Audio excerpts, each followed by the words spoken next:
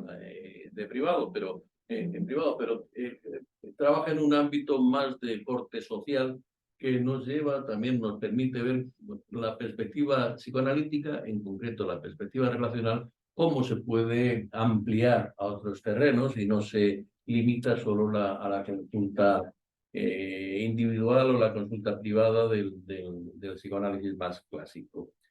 Él es un especialista en menores con problemas, con dificultades, en familias multiproblemáticas y en situaciones que a veces rozan también la cuestión delictiva o problemas de tipo legal. Es Raúl Gutiérrez Sebastián, como he dicho, un gran especialista en el tema. De hecho, ya publicó este libro que os presento, lo enseño bien a la cámara porque siempre me despisto con la cámara, está ahí, que titula Psicoterapia de vinculación emocional validante, que es un modelo que han ido elaborando a través de sus conocimientos teóricos y de su experiencia en el trabajo directo con casos especiales. Los autores Ángeles Talayo Hernández, Olga Rodríguez Ochoa, Raúl Gutiérrez Sebastián y Juan Carlos Romero Vidal. Aparte de realizar toda la formación del máster nuestro en psicoterapia relacional y de trabajar en este ámbito concreto y de tener otra formación y especialización, fuera de la que nosotros podemos ver aquí, Raúl tiene una formación amplia y tiene un conocimiento amplio de diferentes campos. Es psicólogo sanitario y terapeuta familiar acreditado por la FATF, Federación Española de Asociaciones de Terapia Familiar, aunque parece que también está moviendo su acreditación como psicoterapeuta de orientación psicoanalítica. Psicoterapeuta docente y supervisor clínico acreditado por la FEAP, Federación Española de Asociaciones de Psicoterapia, y practitioner MBTC, Mentalization Based Treatment with Children and Parents, acreditado por el Anna Freud Center de Londres. ¿En persona o en online? Con la gente de allí y algunos viajes allí y otros. Muy bien. Ahí estuve hace años en la presentación de un libro sobre Fairbairn, mi gran amigo Fairbairn. Bueno, ese es el ámbito más estricto. Luego, bueno, pues nos ha dado alguna otra conferencia en este ámbito del que conoce con gran profundidad. Y también ha colaborado con otro de los conferenciantes que hemos tenido este año, con Fandiño, con Ricardo Fandiño, que los que estuvisteis aquí presentes en su conferencia recordaréis que también fue una conferencia de gran interés y de gran calado. No sé si quieres añadir alguna cosa más, si no, muchas gracias por estar aquí con nosotros y hablarnos de lo sabido no pensado con los menores inmigrantes no acompañados, lo que se conoce tan habitualmente como MENA, ¿ya? Se ha convertido en un tópico, y la experiencia traumática, su abordaje. Este es un fenómeno, al hablar del psicoanálisis ante los cambios culturales, no es que se haya inventado ahora la inmigración, pero sí estamos viviendo una situación particular desde hace unos años para acá y ahora pues muchas veces nos planteamos, afortunadamente, otra cosa es cómo se lleva eso a la práctica, pero nos planteamos que hay una necesidad de atención concreta a estas personas y que necesitan un trabajo especializado y también unos recursos que muchas veces no están disponibles. Pero bueno, ya no me adelanto más porque la conferencia a veces se corre el peligro de que el presentador de su propia conferencia. No va a ser así. Muchas gracias por Te paso la palabra, Raúl. Muchas gracias por estar con nosotros. A ti por la presentación y a vosotras por estar aquí y a los que están también al otro lado. Como decía Carlos, y aunque también tengo consulta, mi campo de actuación es en lo social, en centros de menores. Llevo 16 años ya. Empecé como educador unos años, luego como psicólogo en un centro de justicia, luego psicólogo en la fundación atendiendo varios centros, pasé a protección, a especializados y luego a supervisar centros. Perdone, el micro quizás. ¿No se oye? ¿No se oye? No sé. Dicen... Es que estando conectados tú no se puede poner el micro. Bueno. Pero si me oye, ¿hablo más alto? Habla un poquito más alto, si puedes. Entonces, la experiencia que tengo, lo que vengo a compartir hoy, no va a descubrir nada a nadie, no va a ser nada novedoso, no, simplemente pretende, si es posible, pensar aquello que sabemos, ¿no? Bolas, creo que habla de... no sé Yo no qué soy debe de pensar. los... Y precisamente con esta población, con chavales vulnerables, en riesgo, en conflicto social, en desamparo, porque quizás una de las cuestiones nucleares en su malestar es que no son pensados. No sentirse pensado, no ser para alguien. Entonces, si este espacio puede tener cierto sentido, es verdad que cuando propuse la presentación hablaba de los menores migrantes no acompañados, menores extranjeros no acompañados, es como... Pero el término MENA ya nos sitúa el pensamiento en ese tópico, ¿no? Y entonces impide pensar, porque ya sabemos lo que son los MENAs, lo que nos impide pensarlos. Entonces quizás hablar mejor de menores, luego esto lo cambié, menores migrantes sin referentes familiares. Que algunos tampoco es exactamente así, porque algunos sí que tienen referentes, pero no tienen contactos con ellos, ¿no?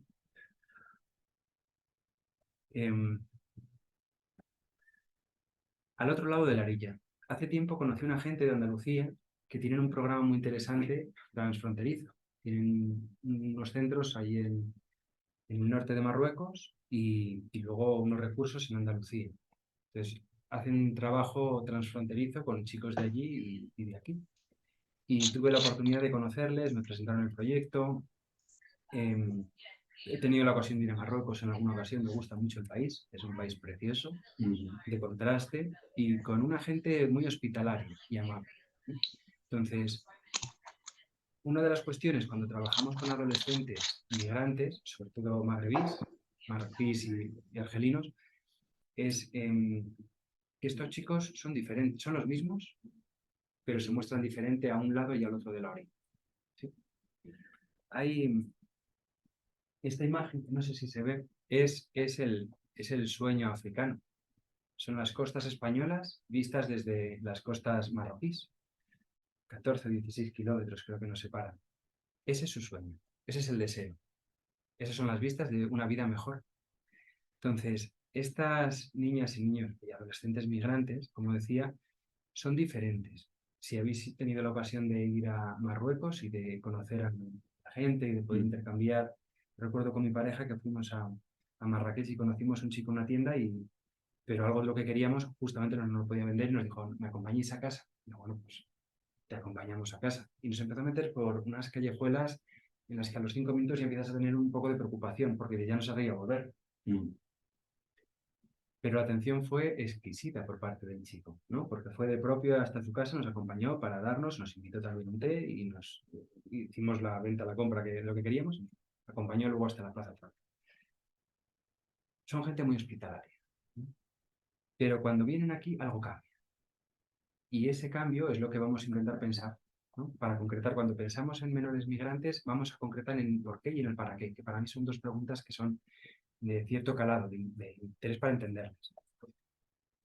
Todos soñamos, ellos sueñan y en el imaginario magrebí, en africano en general, pero en magrebí en concreto, Europa es ese sueño.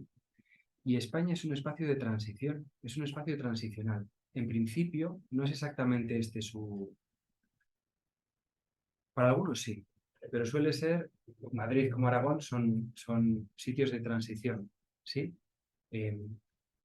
Pasan porque sus objetivos están en País Vasco, Cataluña, y si no ya van a Francia, Países Bajos, su objetivo es este, el deseo, el imaginario. Lo que pasa es que suceden cosas, y entonces se van quedando en otros sitios en función de lo que sucede. Normalmente estos chicos no hacen un itinerario y se quedan en un sitio. O sea, luego contaré una experiencia con un menor y antes de conocernos igual había estado en 8 o 9 ciudades diferentes españolas y europeas, ¿sí? Antes de caer en Zaragoza.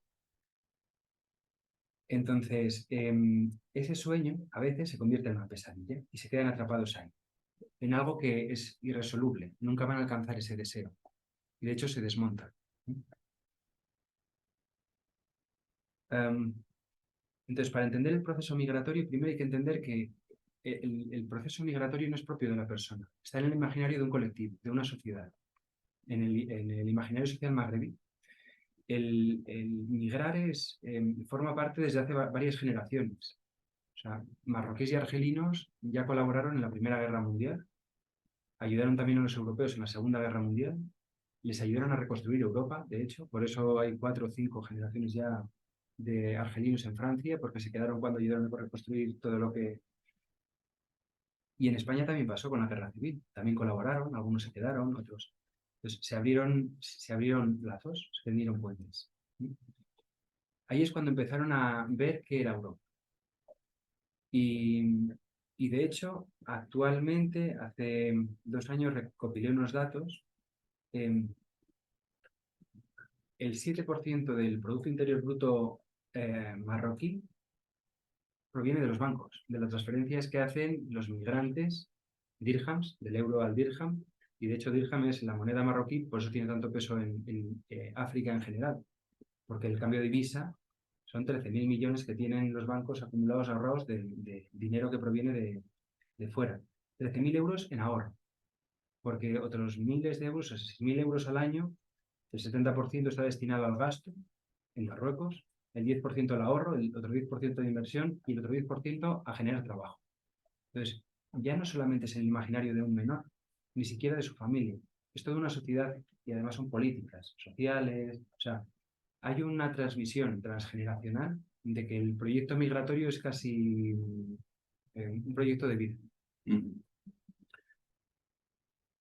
Entonces, para ellos y ellas, cuando nos tratan o cuando nos sentimos así de acogidos, porque en parte ellos nos sienten acogedores, sienten que la población europea es una población que ofrece oportunidad, que no juzgamos, que generamos trabajo, que ofrecemos ayuda y protección en caso de necesidad y, de hecho, que disponemos de una buena sanidad pública y educación. En su imaginario, los que consiguen cruzar el estrecho son afortunados. Ese estrecho es un proceso, si has tenido ocasión de hablar con chavales que han hecho el proceso, son traumáticos los pasos, debajo de camiones, en ferries, en las hélices, en cuartos oscuros.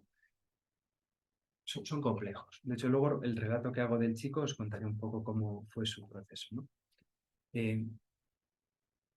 Y luego lo que pasa en ese tránsito de los kilómetros que algunas barcas no llegan y presencian incluso fallecimientos, muertes. Todo esto es en su itinerario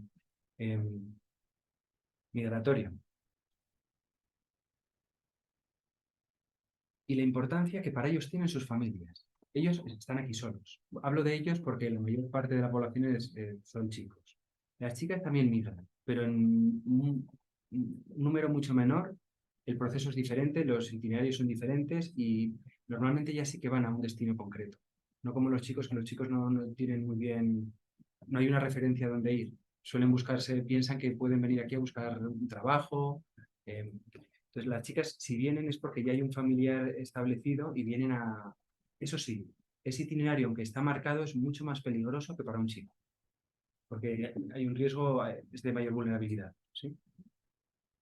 Entonces, en la cultura marroquí, la familia es muy importante.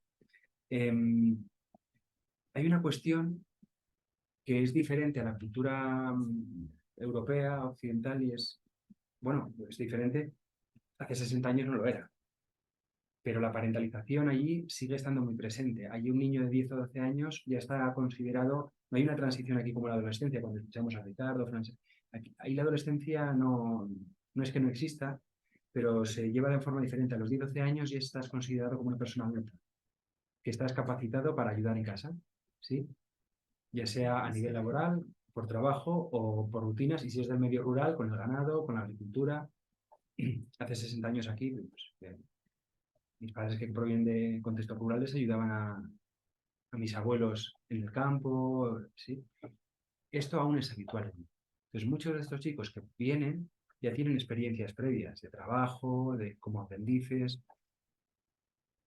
Entonces, ayudar a la familia es un deber y una responsabilidad moral. Ellos vienen aquí con un imaginario de que socialmente forma parte de la vida de una persona, puede formar parte el migrar, y además es una responsabilidad familiar, desde muy temprana edad. Por lo tanto, las identidades son complejas, entender aquí, o sea, entender la lógica de la que vienen, en cómo se sienten ellos, ¿no? No sé si habéis tenido la oportunidad de conocer a chavales marroquíes, migrantes, pero en su boca está muy presente el que vienen a trabajar, quieren buscar trabajo, no se quieren formar.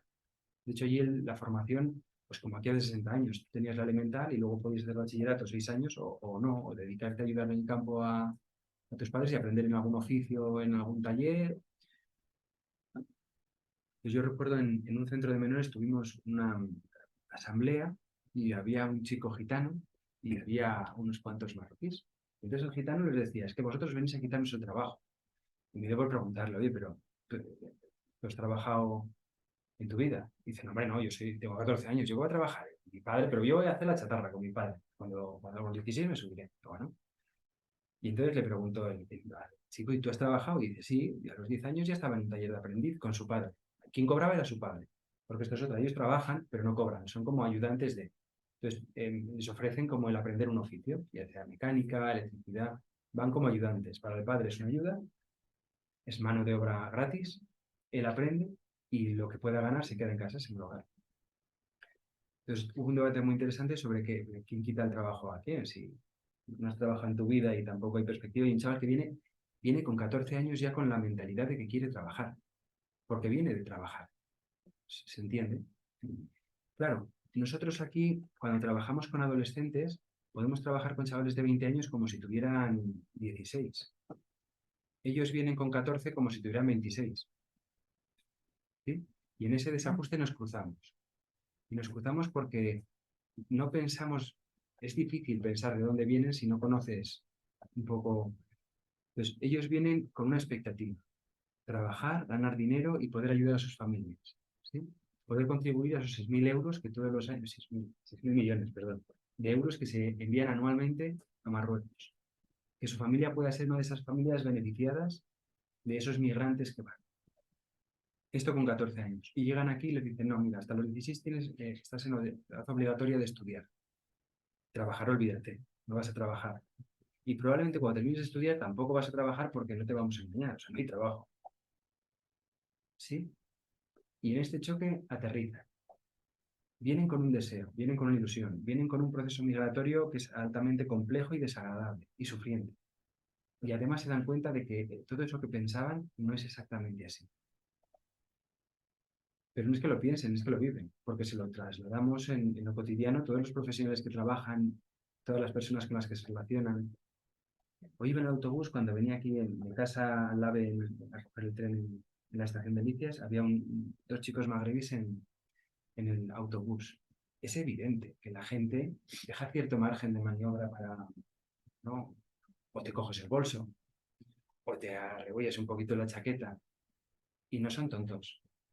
Eso se percibe. ¿Sí? Vienen de un sistema muy colectivista, grupal, y eso se traslada. La sociedad te acoge. Y hay claves relacionales que ellos captan. Por ejemplo, la mirada, ¿no? Mirar directamente a los ojos es una falta de respeto. Por eso a veces cuando les decimos algo te bajan la mirada y a veces alguien dice que me mires a los ojos. Bueno, ellos no vienen en otra clave cultural. Para ellos es una falta de respeto mirar, entonces agachan la cara como señal de respeto. Esas claves culturales, poder tenerlas presentes para entender qué nos quieren transmitir, es importante. Entonces, vienen de tradiciones y de una cultura social que es ligeramente, bueno, distinta a la nuestra. Y el concepto de niño-hombre. Claro, imaginaros que a los 10 años ya empiezas, ya en la sociedad, tu familia, el barrio, la vecindad, te empieza ya a presuponer que estás en edad de poder ayudar. A ver, bueno, mis padres lo han vivido, que tampoco es... Pero muchos dejan de estudiar. Ahora bien, por cierto, no le he hablado. Las olas migratorias, por decirlo así, las olas migratorias, ha habido dos grandes olas, una a principios de los 2000, 2007, 2008, y otra ha sido reciente, 2017, 2018. Tras el acuerdo Schengen en 85-95, que se cierran fronteras, que hay una serie de países europeos que acuerdan abrir fronteras con el acuerdo de cerrar otras, externas. Coincide con una crisis marroquí, con una crisis social y económica marroquí. Entonces, la primera ola es a los 10 años de ese acuerdo, es cuando en 2007 empiezan a colapsar muchos menores y jóvenes los sistemas de protección. Bueno, me imagino que aquí en Madrid sucedió, en Aragón sucedió, en toda España, en toda España, en todo el Levante y centro de España. La otra parte, no. Porque buscan desesperadamente salidas, ¿sí? Pues vienen chicos y para nosotros son niños, pero de dónde vienen ya tienen una experiencia laboral, familiar, unas responsabilidades asumidas, y su proceso forma parte de esa responsabilidad, de seguir ayudando en casa, de seguir mandando un dinero, de seguir con 14 años. Bueno, 14, 12, 13. Entonces, vienen también con un legado familiar y es honrar a la familia. Es honroso poder hacer esto y poder enviar un dinero. Todo esto es lo que motiva, lo que genera en un ser humano el separarme de la familia, irme de mi país. O sea, mi hija tiene 9 años, yo no me la imagino dentro de 2 en Rumanía, o a mi hijo. Si no les dejo ni siquiera ir solos al colegio y lo tengo a 5 minutos de casa. ¿Os imagináis cómo tiene que ser para un chico o chica, por mucha experiencia que haya tenido laboral, por mucho que una sociedad le haya presupuesto algo, por mucho que ese proceso es brutal? Los procesos migratorios previos ya eran adultos, nunca han sido menores, siempre eran jóvenes, 20, 20 y pico, 18. Ahora vienen chicos con 11, 12, y por una razón, porque para tramitar papeles, necesitas estar un tiempo previo en España, necesitas haber demostrado una residencia, necesitas cursar unos estudios, y esto no se puede hacer con 16 años, tienes que hacerlo previo. Entonces, se adelanta el proceso migratorio. Entonces hay un contraste cultural. Nos encontramos con chicos y chicas que vienen de una cultura colectivista, que el grupo, que lo social, que la familia, tiene un papel muy importante. Y aterrizan en una sociedad individualista, que aquí cada uno mira por su proyecto personal y si es como mucho familiar o de pareja. Pero no es un... En la fiesta del Cordero, la conocéis, imagino, hay un hecho muy bonito y es que la mitad del Cordero es para la familia que lo sacrifica, la otra mitad se reparte para aquellas familias que no pueden o no tienen suficiente dinero para... Y es cultural, ¿no? El compartir, la hospitalidad, el té que te invitan, ¿sí? Entonces, imaginaros vuestros primeros 14 años que provienes de una cultura en la que tu vecindad, tu barrio, tu pueblo, las familias vecinas, tu familia, que es amplia también, te da un lugar y de repente llegas a un sitio en el que pierdes completamente el lugar, ya no porque quien te acoge, porque no te dan un lugar, se entiende, porque estás solo. Y entonces empiezas a hacer grupo con chicos y chicos como tú. Luego vienen de una cultura masculina patriarcal y aterrizan en pues, una cultura muy diferente, que no lo entienden. Por cierto, su madre es, yo diría, lo más importante para un chico magrebí es su madre. Si entráis en las habitaciones de estos chicos, claro, lo bueno de estar en un centro es que convives con ellos, entonces entras en sus habitaciones, compartes cosas muy íntimas. Si escriben algo, lo primero que escriben, lo primero que es mamá. Te quiero, mamá. Y lo tienen ahí colgado. Entonces, tienen a una persona muy íntimamente ligada que la llevan allá y les da seguridad. Es una figura imaginada, ¿no? Con la que a veces pasan años hasta que vuelven a tener contacto, porque cuando inician los procesos, claro, no son chicos que vengan con móvil, y a veces en los centros los primeros centros de acogida del sur, que normalmente cuando vienen en olas se saturan, las llamadas son como en centros de justicia. Tienes 1 hora a la semana de 10 minutos. ¿Sí? Y esos 10 minutos aprovecha a hablar con tu madre o con tu padre que estén disponibles porque es lo que tienes para hablar. Pues puede pasar mucho tiempo hasta que retomas el contacto con la familia. La cultura de la parentalización a la de la infantilización. Claro, ellos vienen pensando que son hombres. Sí, sí, no, perdón, pensando no, sintiendo, lo sienten, porque vienen con un proyecto muy madurado de ayudar a sus familias. Pero vienen aquí y resulta que se encuentran con personas de 40 años que salen los jueves de tardeo y se ponen piojos de alcohol como si tuvieran 16, un jueves por la tarde, ¿sí? O sea, vienen chavales de 14 pretendiendo ser como hombres de 40 y recaen en una cultura en la que los de 40 pretenden seguir teniendo 20 todavía. O menos. O menos. Entonces, difícilmente podemos conectar de la cultura de la distancia de poder a la cultura igualitaria, ¿no? Aquí somos como más horizontales. Allí tienen un respeto a la verticalidad, al padre, al jefe, al educador. Si visitáis centros de allí es sorprendente, ¿no? Cómo ellos viven el respeto. Y luego de la cultura emocionalmente evitativa a la expresiva. Aquí transitamos desde varios años a que, por ejemplo, en la cultura masculina, las emociones invalidadas como el miedo, la tristeza, podemos ya poquito a poco ir madurándolas, ir hablándolas, a veces con tu terapeuta, a veces ya entre hombres, ¿no? Ellos no. Ellos esto es un tema tabú. Ellos lo emocional lo tienen invalidado, lo que no quiere decir que no lo sientan en el otro, pero no lo pueden vivir, no lo pueden expresar. En el encuentro con otro hombre, o sea, hacer psicoterapia, tengo un amigo en País Vasco que es psicólogo y es sirio, es doctor en psicología, y tiene consulta privada y atiende a los chicos de los MENAS, los atiende en consulta privada. Yo creo que es la única persona que conozco que atiende a MENAS en psicoterapia, en consulta privada, porque para ellos esa intimidad no la conciben como tal. Es la sociedad la que acoge el malestar. Es la familia, es el vecino, es el pueblo, no es en la intimidad de otra persona que te abras a compartir lo que sientes. De hecho, tienen dificultad para poder expresar, regular e identificar lo que siente. La tristeza, por ejemplo, no es propio. Y en este contraste de culturas, pues nos encontramos. Esto es literal. Esto es una persona que publicó cuando en el 2019 saturaron el sistema de protección. Vosotros aquí en Madrid tenéis un centro en Fortaleza que lo saturaron las MENAS. En 2018 yo creo que ya estaba. Además tuve la ocasión de poder visitarlo entonces. Y es verdad, estaba saturado. O sea, si había plaza para 16 críos, igual había 40. Es una brutalidad cuando colchones en los pasillos. Entonces, el periódico de Madrid hizo una noticia sobre esta casuística que imagino que en algún momento leeréis en su día. Esto es un comentario de un vecino de Hortaleza, ¿sí?, a esa noticia. Entonces dice: buenos días, los vecinos del barrio de Hortaleza estamos más que hartos. Vivimos en el barrio de la droga, del pegamento. Ya lo empiezan a llamar así, y no me extraña.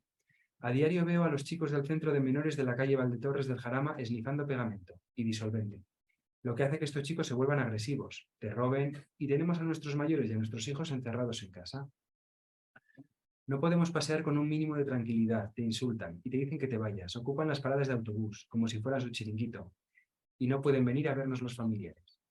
Y nosotros tenemos que coger la parada 1 o 2 paradas más allá. No podemos utilizar los parques, ni por el día ni por la noche. Parece que tenemos que hacer toque de queda por la tarde-noche. Estamos pensando igual que otros muchos en vender la vivienda, ya desvalorizada por estos temas. La policía pasa por delante de los chicos y esnifan delante de ellos, los menores, delante de la policía. Porque ya están hartos. Salen del centro saltando la valla. Se pelean a diario entre ellos. Con el SAMUR cada 2 por 3. Pegan a la policía y a los guardias jurados y a los empleados del centro. Los chicos ya saben que no les pueden hacer nada por ser menores y se ríen de ellos. Por favor, hagan algo ya. No podemos seguir viviendo de esta forma. Pagamos nuestros impuestos para vivir con esta inseguridad y llevamos muchísimos años aguantando. Por favor, trasladen este centro a otro lugar, más en la periferia donde molesten menos. Cualquier día va a haber una desgracia. Y será culpa de la Comunidad de Madrid, que se les avisó y no hizo nada. Y así llevamos años. Gracias. Todo lo que dice este vecino es verdad. Se reúnen, forman grupos, esnifan. Además, ahora toman Carcubi, que es mezcla de ribotril, antipsicóticos con alcohol, con cannabis. Y el grado de desorientación que tienen es considerable. O sea, nosotros en el centro hemos vivido como un chaval llega al Carcubi y agrede con un cuchillo a su educador, al que quiere un montón, pero porque ni siquiera sabe, pierden, están muy mal estos chicos. ¿Qué os sugiere? No quiero abrir debate, pero ¿qué os sugiere? Entonces, abrir el debate. si Sí, quieres. se puede. ¿Cómo? ¿Qué os sugiere este mensaje de este vecino de Hortaleza? ¿Qué siente este vecino de Hortaleza? Impotencia. Ujú. Miedo, Enfado también. enfado. Sí. Incomprensión. Le quitan algo suyo. Sí. Enfado, impotencia. ¿Algo más? Alarma. Alarma. Incomprensión. Sí. La alarma y el enfado van como de la mano. Nos activamos y intentamos. ¿Qué función tiene la ira? Proteger, ¿no? Protegernos a nosotros o a nuestro entorno, a nuestros menores y a nuestros mayores, ¿no? Entonces estoy enfadado, tengo rabia, siento rabia. Siento rabia de que este centro me lo coloquen aquí, no en la periferia, donde molesten menos. Ojo, es legítimo, ¿eh? No entro a juzgar a este hombre porque... Eso se ha dicho mucho también de los centros de atención a drogodependientes. Sí, en los años 80-90 a los kinkis, a los yonkis, a los tal, a los drogodependientes, perdón. Sí, Sí, yonkis. así se...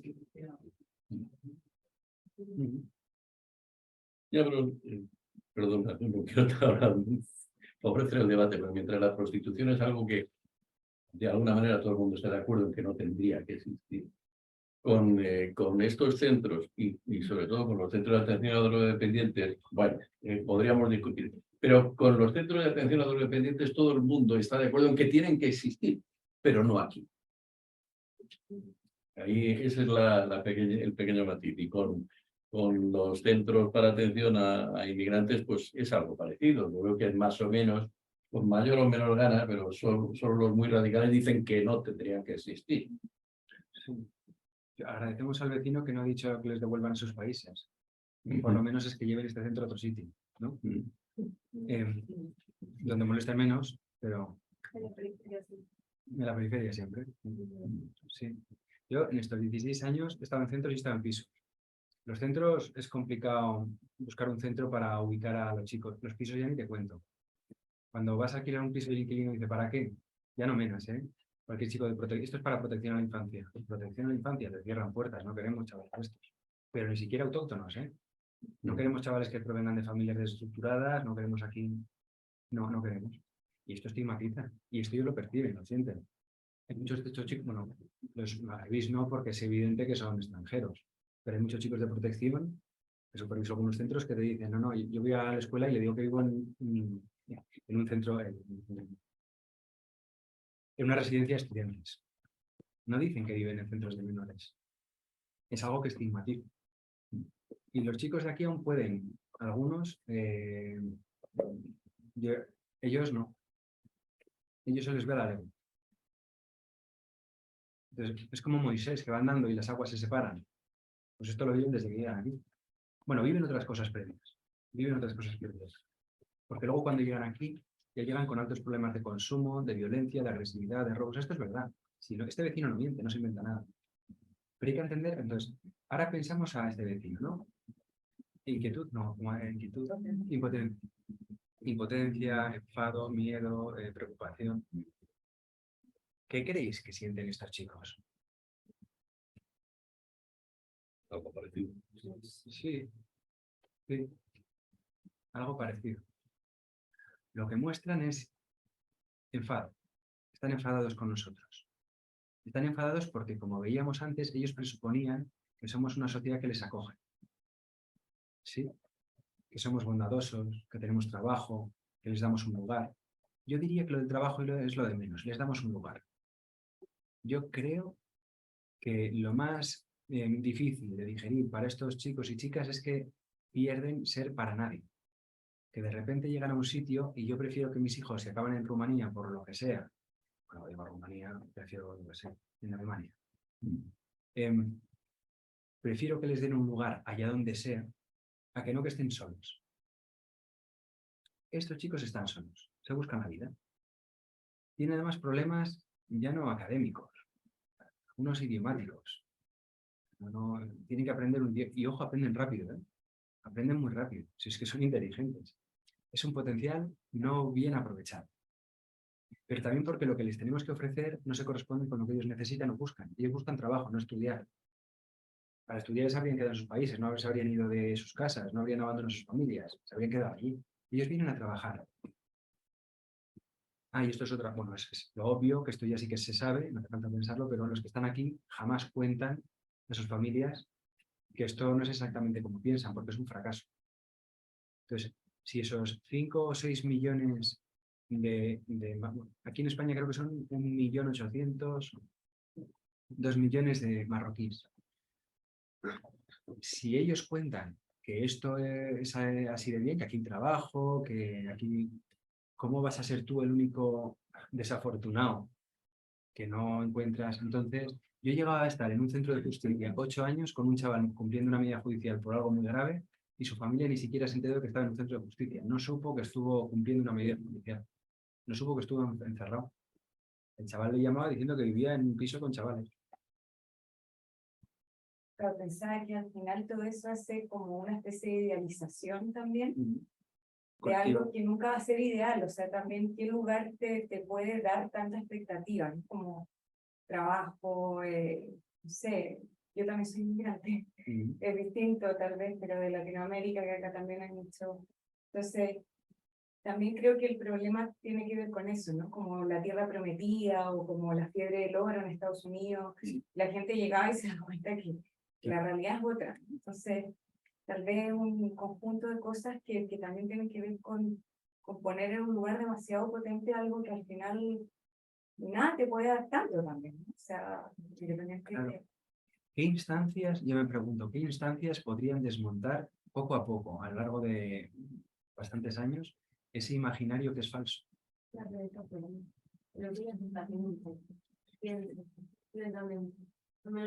experiencia con el tema es como que es a través de las redes sociales donde ciertos relatos ya se pueden llegar a ver, así como antes no tanto, porque... Pero fíjate que yo siento que los que cuando ven las costas desde África siguen teniendo ese imaginario, no les llega este mensaje hasta que no cruzan la frontera, de repente no despiertan de ese sueño. Bueno, no despiertan, no se ven atrapados en esa pesadilla. De repente ven que no era como pensaba. Entonces, ¿por qué no llega ese mensaje? Y ya no es porque un colectivo de 2 millones o de 5 que están por toda Europa, nadie diga, oye, que esto no es exactamente así, que esto es bastante más complicado, que aquí debes... Es verdad que el sistema de protección hasta que tienes 18 te va a dar cierta cobertura, pero luego te vas a la calle. Y se van a la calle muchos, ¿eh? No nos engañemos. El sistema de protección hay que cogerlo con pinzas. Y no porque haya voluntades, sino porque no hay posibilidades ni recursos. Pero nadie lo dice, porque nadie da el primer paso a decir, yo he fracasado. No eres tú, no. Y luego hay otra. Es que lo que entra allí tiene que pasar unos filtros políticos, culturales, y cuando hay una inyección de 6.000 millones de euros todos los años, y eso te permite que tu moneda y que tu economía, que casi estamos hablando de que, tanto como el turismo, es el dinero que ingresan los extranjeros, ya no las familias. Es que ese dinero es dinero que luego circula en el país, además de los ahorros, la inversión, los puestos de trabajo que genera. Entonces, interesa que sea... El dinero que percibe Marruecos de los países ricos son 2.000 millones anuales. 2.000. Es la tercera parte de lo que recibe de sus compatriotas que viajan al extranjero. Interesa. Entonces, muchos de estos chicos son víctimas de un imaginario falso, de un imaginario que no es así. Pero hasta que no llegan aquí, y luego hay otro problema, y es que cuando estás aquí no puedes volver.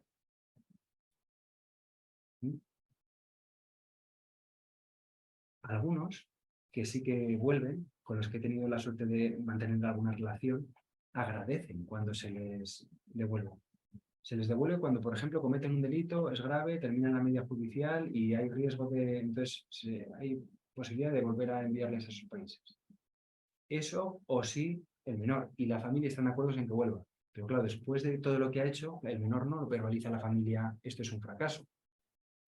¿Sí me explico? Entonces, si la familia no sabe que esto es un fracaso y la familia piensa, oye, que es posible que nuestro hijo encuentre un lugar, ¿por qué vamos a querer que vuelva? Pues la familia no quiere que vuelva. Los servicios sociales llaman, oye, tenéis la posibilidad, si vosotros estáis de acuerdo y el menor también. Si no está de acuerdo una de las partes, no se puede enviar a... Es un no. ¿Sí? Entonces, todo esto está detrás de... Y esto que vive este vecino, que insisto, es legítimo, no vengo para... Todos los... Yo porque trabajo con ellos. Pero si no trabajara, es verdad que ir por la Plaza del Pilar y ver los grupos de menas que transitan por ahí y no para visitar precisamente la basílica, pues genera cierta inquietud, ¿no? Quien los conoce, pues va, saluda, está. Pero quien no, pues va con cierta... Genera suspicacia, cuando menos suspicacia. ¿Sí? Lo mismo que si fueran gitanos. ¿Por qué? Pues no sé. Imaginas un grupo de 6 o 7 gitanos juntos ahí que van tanteando, se acercan a la gente, pues... Pero ellos, ahora el viaje de vuelta, ellos sienten esto. No hace falta que este vecino se lo diga o lo siente. Nosotros hemos ido a coger mi entidad. Los centros son de titularidad pública, pero de gestión privada. Entonces, los hogares los buscan las entidades. ¿Sí? Si sale un concurso la gestión de un centro, es la entidad la que tiene que buscar el centro. Entonces, muévete por la periferia para encontrar un hogar donde poder darles a estos chicos un piso. Cuando los vecinos se enteran de que esto es un centro para menas, o sea, pintadas de no queremos aquí extranjeros, se vayan a su puto... Y esto los chavales lo ven. Y imaginaos vivir en este contexto y además no saber quién de todos tus vecinos ha escrito esa perla. Pues genera cierta animadversión por el vecindario. Y provienes de un vecindario que te daba un lugar en el que te sentías acogido.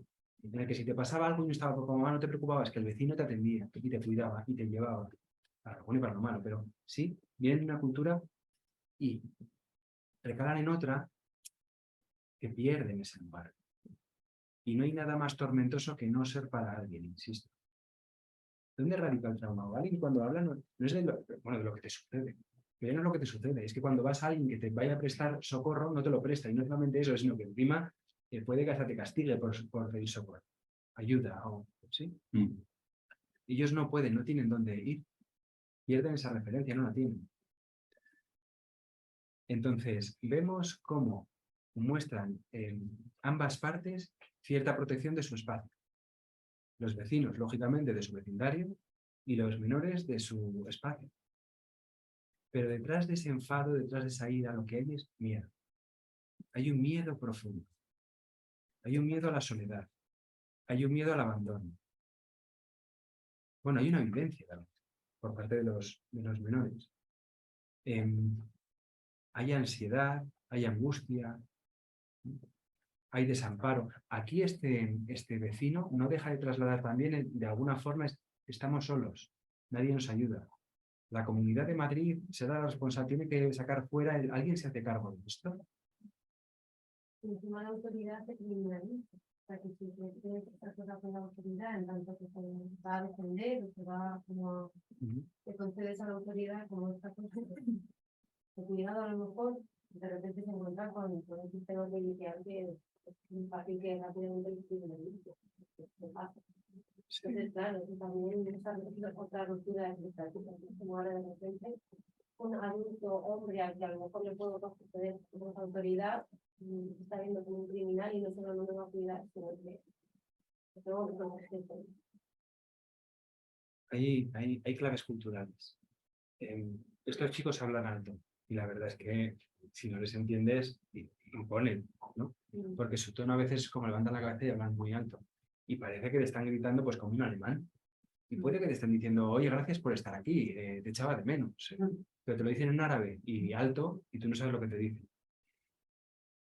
Y si llevas con cierta predisposición a imaginar a estos chicos son violentos, han consumido, son agresivos, tal, pues un ciudadano a pie no, pero alguien con autoridad y cuando van en grupo y pues se toman ciertas licencias.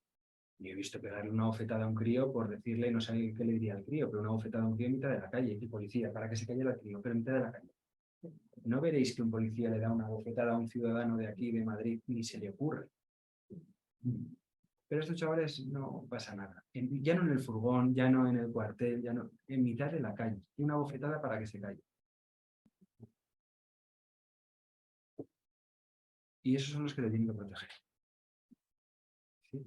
Y luego hay otra cuestión. En el 2018 la OMS saca un informe en el que dice, si mal no recuerdo, que el 30%, ojo, el 30% de la población normal, nosotros, occidental, ha sido abusado en la infancia. El 30%. De ese 30%, el 90% jamás lo ha contado. ¿Os imagináis el porcentaje de personas normales, occidentales, que han sufrido abusos en la infancia y jamás lo ha contado? Ahora imaginaros este perfil de población. Chavales que migran solos. Algunos, los que no son del norte de Marruecos, los que vienen de contextos rurales del sur y otros africanos, tienen que pasar tiempo en las costas hasta que pueden cruzar. Ese tiempo tienen que sobrevivir. ¿Imagináis cómo sobreviven? Pues de prostitución. Y en Tánger hay prostitución infantil y estos chavales viven de... Y a veces el consumo de pegamento ya viene de allí. Pues pegamento, carcubi, porque tienen que sobrevivir. ¿Sí? Y otros muchos abusos han sido aquí.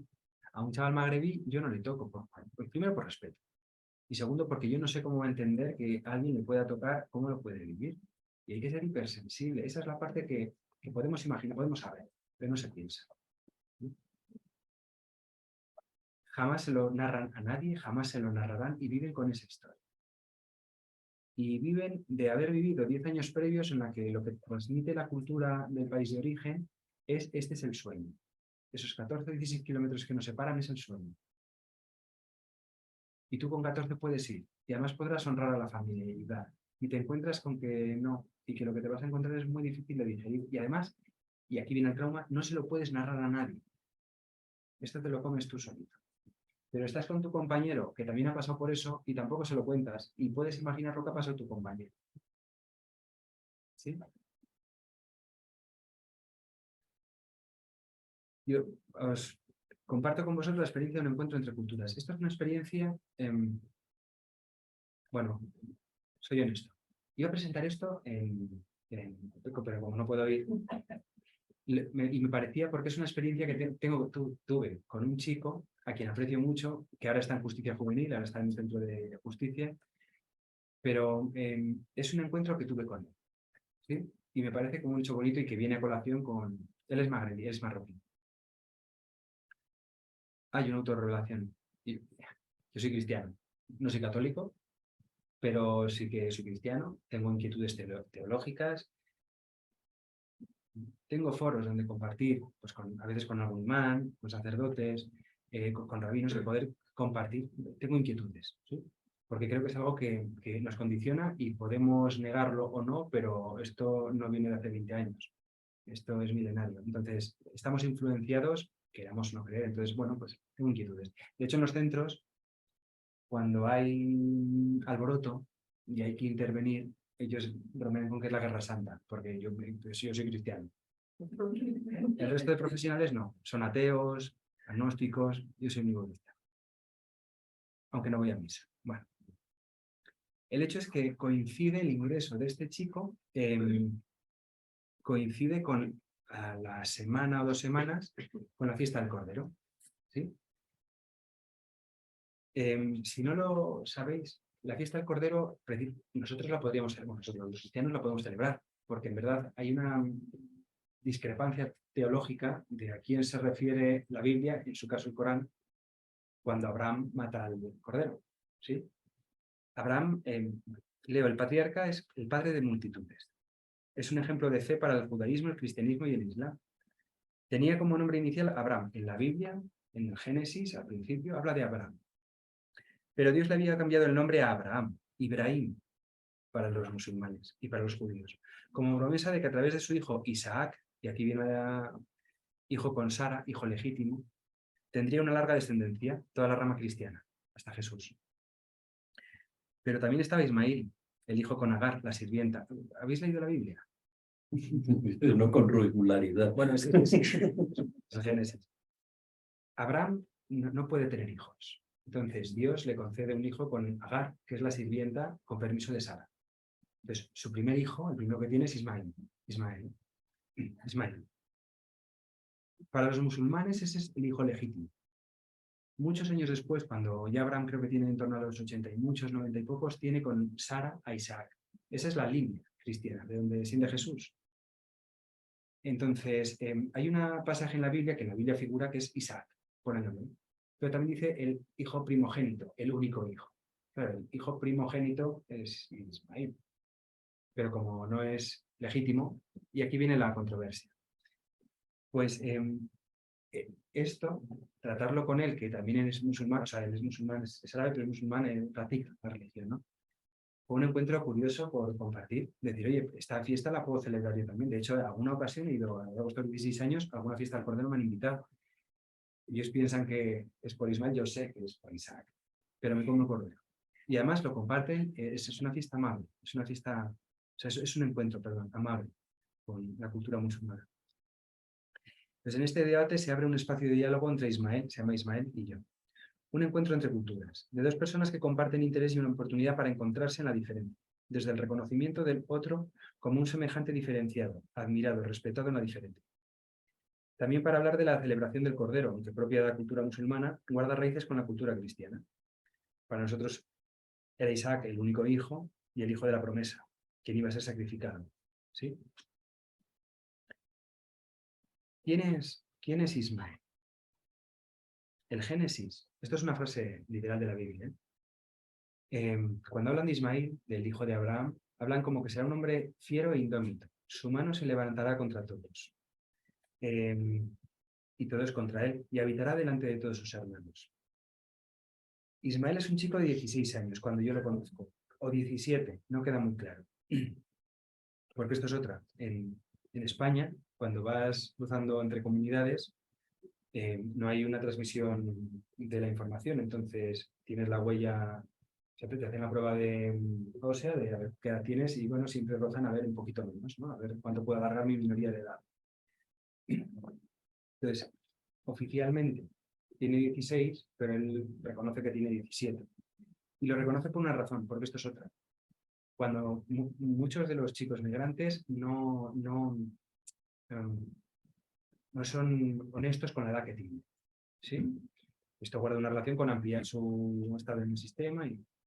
Pero además, muchos ponen que el nacimiento es el 1 del 1 del año que sea, que no es tiene que poner una referencia. Entonces, para vivir en la mentira, tienes que dejar de celebrar un hecho que para ti es tu cumpleaños. ¿Sí? Entonces, ellos pierden esa celebración incluso. No pueden celebrar el cumpleaños por no ser honestos. E Ismael es el único que dice, yo tengo 17 y mi fecha de cumpleaños y estaré aquí a celebrar.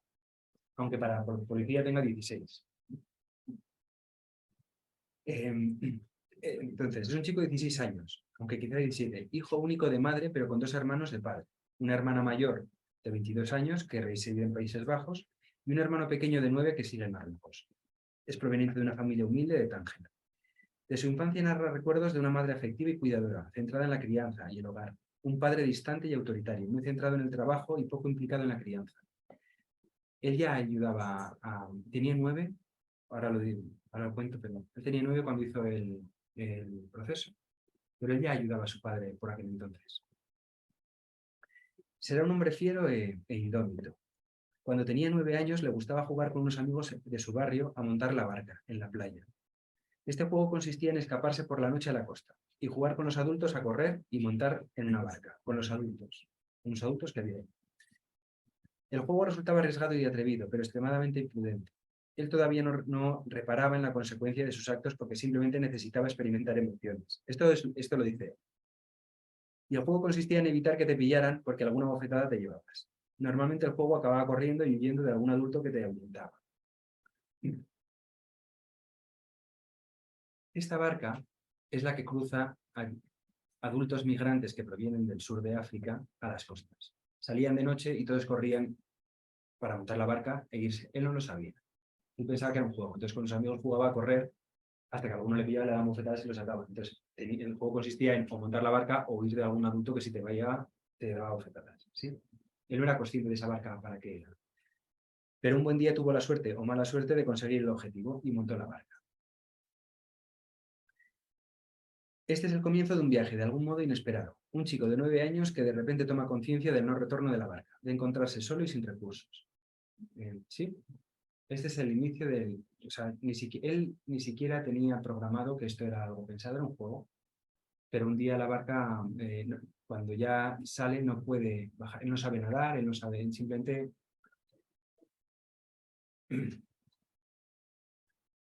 Todo es contra él. Con 9 años, sin conocimiento del idioma, llega a las costas de Tarifa. Al ser menor, es atendido por los servicios sociales, pasando a residir en centros saturados de menores. Al llegar al centro donde yo trabajaba, confirmamos que el proceso migratorio de Ismael, con 16 años, no lo tenemos claro, ha pasado por los sistemas, en el momento en el que yo lo conozco, con 16, por los sistemas de atención al menor de Cádiz, Málaga, Valencia, Barcelona, Zaragoza, Bilbao, Francia, por Francia, en algunas ciudades que ahí nos perdemos porque no podemos contrastar. Y de nuevo a Zaragoza. También ha pasado por los sistemas de justicia juvenil, por comisión de robos con intimidación y al sistema de protección entre uno y otro. Este proceso está marcado por historias adversas con menores como él, pero más mayores, quienes le agreden, le incitan al delito. Claro, cuando eres menor de 14 eres inimputable. Entonces, si te juntas con mayores de 14, ¿quién comete los delitos? El menor, porque no le pueden imputar. También es incitado al consumo temprano de carcubi. Él no lo conocía de cuando estaba en Tánger. Carcubi, que como he dicho es ribotril, mezclado con hachís, alcohol o pegamento. De inicio a los 10 o 11 años. O sea, un poquito de estar aquí ya empiezan los consumos. Como medio para tener un lugar en el grupo de iguales. A lo largo de los primeros años relata maltrato institucional por parte de vigilantes de seguridad y educadores. Te pegaban si no les haces caso y te meten en celdas de aislamiento durante días o te meten con muchos otros chicos a una sala como animales. Esto verbalizaciones de Ismael. Durante los 3 primeros años afirma que apenas tuvo contacto con la madre. Con el padre todavía no habla porque el padre no le perdona lo que ha hecho. O sea, claro, la familia no era consciente de estos juegos nocturnos de la barca. Simplemente Ismael salía con los amigas por el pueblo. Entonces, cuando no vuelve, están un tiempo sin saber de él, porque la familia nadie lo identifica. ¿Sí? Y entonces, cuando empieza a tener contactos con la madre, pues bueno, el padre todavía no le ha perdonado esta historia. A los 12 años es cuando le regalan le regalan entre comillas, su primer teléfono. Yo entiendo que lo robó, se lo dieron robado. Y es cuando empieza ya a tener más contacto con la madre. Con ella tiene mucho contacto, de hecho. Jamás le cuenta nada de lo que ha pasado, ni el maltrato, ni el sufrimiento, ni los centros por los que ha estado, ni por las ciudades que ha ido. Esto es algo que lleva a él. De algún modo de su relato de historia se desprende desconfianza profunda del menor hacia quien le tiene que proteger, dado que siente que o no se le escucha, o a veces se le expusa o abandona y en ocasiones incluso se le daña. Su mano se levantará contra todos. Ante la desconfianza petrificada a las relaciones de ayuda, se muestra temeroso, suspicaz, irritable, agresivo y violento. Se aprecian partes de sí mismo disociadas, a nivel interno y del contexto. O sea, hay aspectos de sí que no puede narrar. No. Pero además hay muchos momentos en los que ves que rompe con el entorno, no está como solo. Esos días intuye que algo ha pasado. Normalmente pasan cosas fuera del hogar que no, o sea, son como lo que pasa en el hogar y lo que pasa fuera son como 2 mundos diferentes. No traen, lo que pasa fuera no lo traen aquí, al hogar. Además se caracteriza por la hipersensibilidad y la hiperactivación ante la incertidumbre y lo desconocido, con altos niveles de violencia. La violencia cumple así una función defensiva para mantener la relación a una distancia tolerable, que quizás le permita soportar esa propia desconfianza y el miedo a la relación. Yo creo que él no quiere agredir. Yo creo que él no es violento porque quiera hacer daño a nadie. Yo creo que él tiene un miedo profundo a la relación. Y cuando siente que la relación está muy cercana, esa violencia cumple una función de tomar separación. ¿Sí?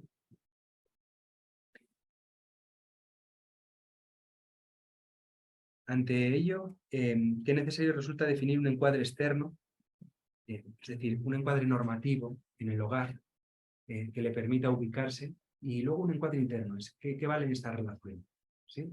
¿Cómo vamos a construir un espacio entre tú y yo que permita la distancia que tú necesitas y que a la vez te acoja en la relación? ¿Sí? Habitará delante de todos sus hermanos. Un chico con un narcisismo frágil y fragmentado, una vida rota, que necesita de otro que le dé un lugar.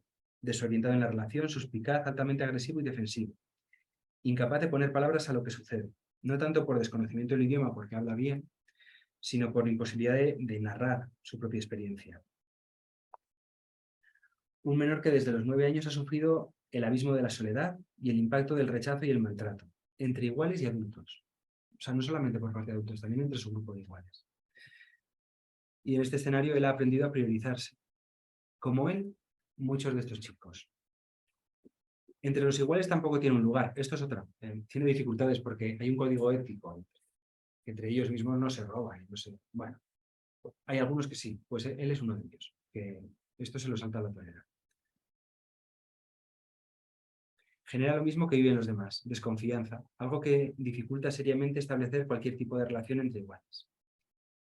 Entonces, volviendo al encuentro entre culturas, a la fiesta del Cordero, posibilita tener un encuentro, poder hablar entre algo que nos inquieta a los dos, nos inquieta, que nos interesa, ¿sí? Yo mis inquietudes teológicas, y él las suyas. Y poder compartir desde ahí, sin ánimo de saber de él, más que lo que él quiera compartir, sin ánimo de centrarme en las normas, de lo que se puede y no cumplir. Lo bueno de la fiesta del Cordero, por lo menos en los centros cuando estamos, es ese día es su día, ¿no? Los equipos se olvidan de hacer valer la norma, cumplir la norma, que se puede, que no se puede, y nos centramos en disfrutar de este día. Es como un signo de respeto, ¿no? Entonces, él lo que necesita simplemente es un lugar que habitar en la relación con cada uno. Sentirse para alguien. Entonces, en clave de relación, ¿cómo se puede intervenir con estos menores? Yo propongo tres cuestiones. Una es pensarnos a nosotros mismos y nosotras mismas, conocernos. Y dos, definir cómo va a ser esa relación a nivel externo, contextual y a nivel interno. No es lo mismo estar con ellos en convivencia, que estar con ellos fuera, que acompañarles a algún sitio, que comer con ellos, a verles en consulta. Es extraño, pero que verles en consulta. No tiene nada que ver, ¿sí?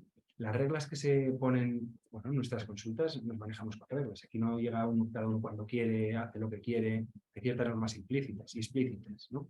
Pues en los hogares también, las suyas. Entonces hay que definirlas bien. Todas venimos de una historia relacional y vincular. Y venimos marcadas por nuestra propia historia de relaciones.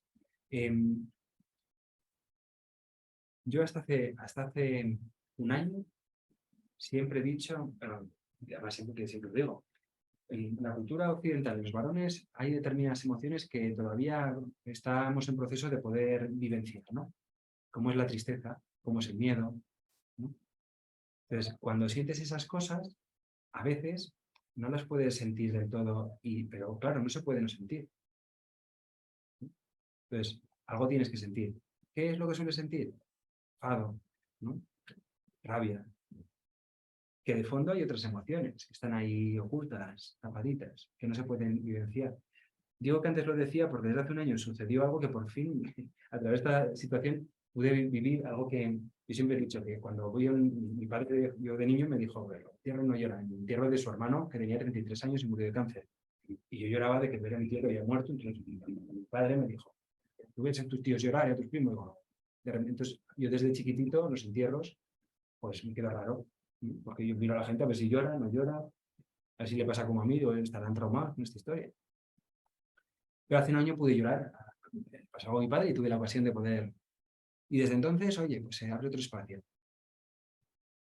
Nosotras hemos vivido una historia, ¿no? A nivel emocional, a nivel afectivo, a nivel vincular. Tenemos historias de apego quizás que nos han permitido poder vivenciar más las emociones o que han sido más autoritarias y se han manejado mejor con lo contextual, ¿sí? Que nos ha dado cierta seguridad o que a veces estaban o no. O incluso que a veces han sido poco afortunadas en lo que necesitábamos y tenemos eso marcado. Todas llevamos una historia personal. Ellos también. Y en esto nos encontramos. ¿Sí? Y ellos conectan con algo que a veces tenemos invalidado, pero ellos lo sienten. Y es el miedo. Porque ellos también lo sienten y también lo tienen invalidado. Le pasan como a mí cuando iba a un entierro y miraba a la gente para chequear si estarán igual que yo y podrán vivenciar la tristeza o no, o estarán incómodos. ¿Qué les pasará? Pues ellos viven en estado de alarma permanentemente. Viven chequeando qué es lo que sienten los demás. Cuando yo estoy, ¿qué sientes tú? ¿Sientes rechazo? ¿Te ignoras? Huyes, sientes miedo, te proteges. No lo hacen de forma consciente, no lo piensan, pero es algo que lo saben, lo vivencian.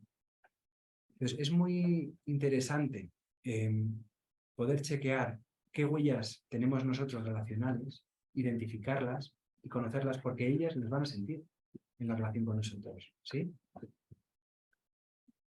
Que si tenemos problemas para trabajar con menores migrantes, magrebíes, es bueno poder hablarlo con alguien.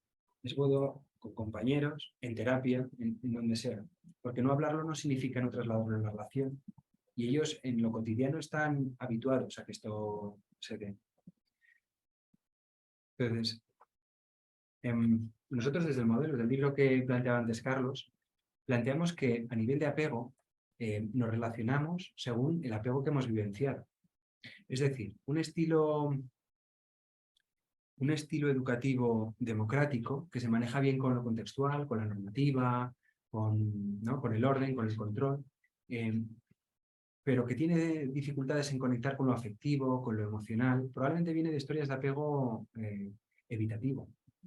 ¿Sí? Una persona que se maneja por el contrario, viene en los contenidos afectivos, en lo emocional, en la conversación, en el acoger, en la relación, pero el normativo lo deja un poco de lado y no prioriza tanto y a veces se le escapan y se le comen un poquito, probablemente viene una historia de apego ambivalente, ¿no? Que prioriza más la cercanía, la relación, la confirmación del otro, que el contextualizar. Luego están los seguros. Un apego seguro.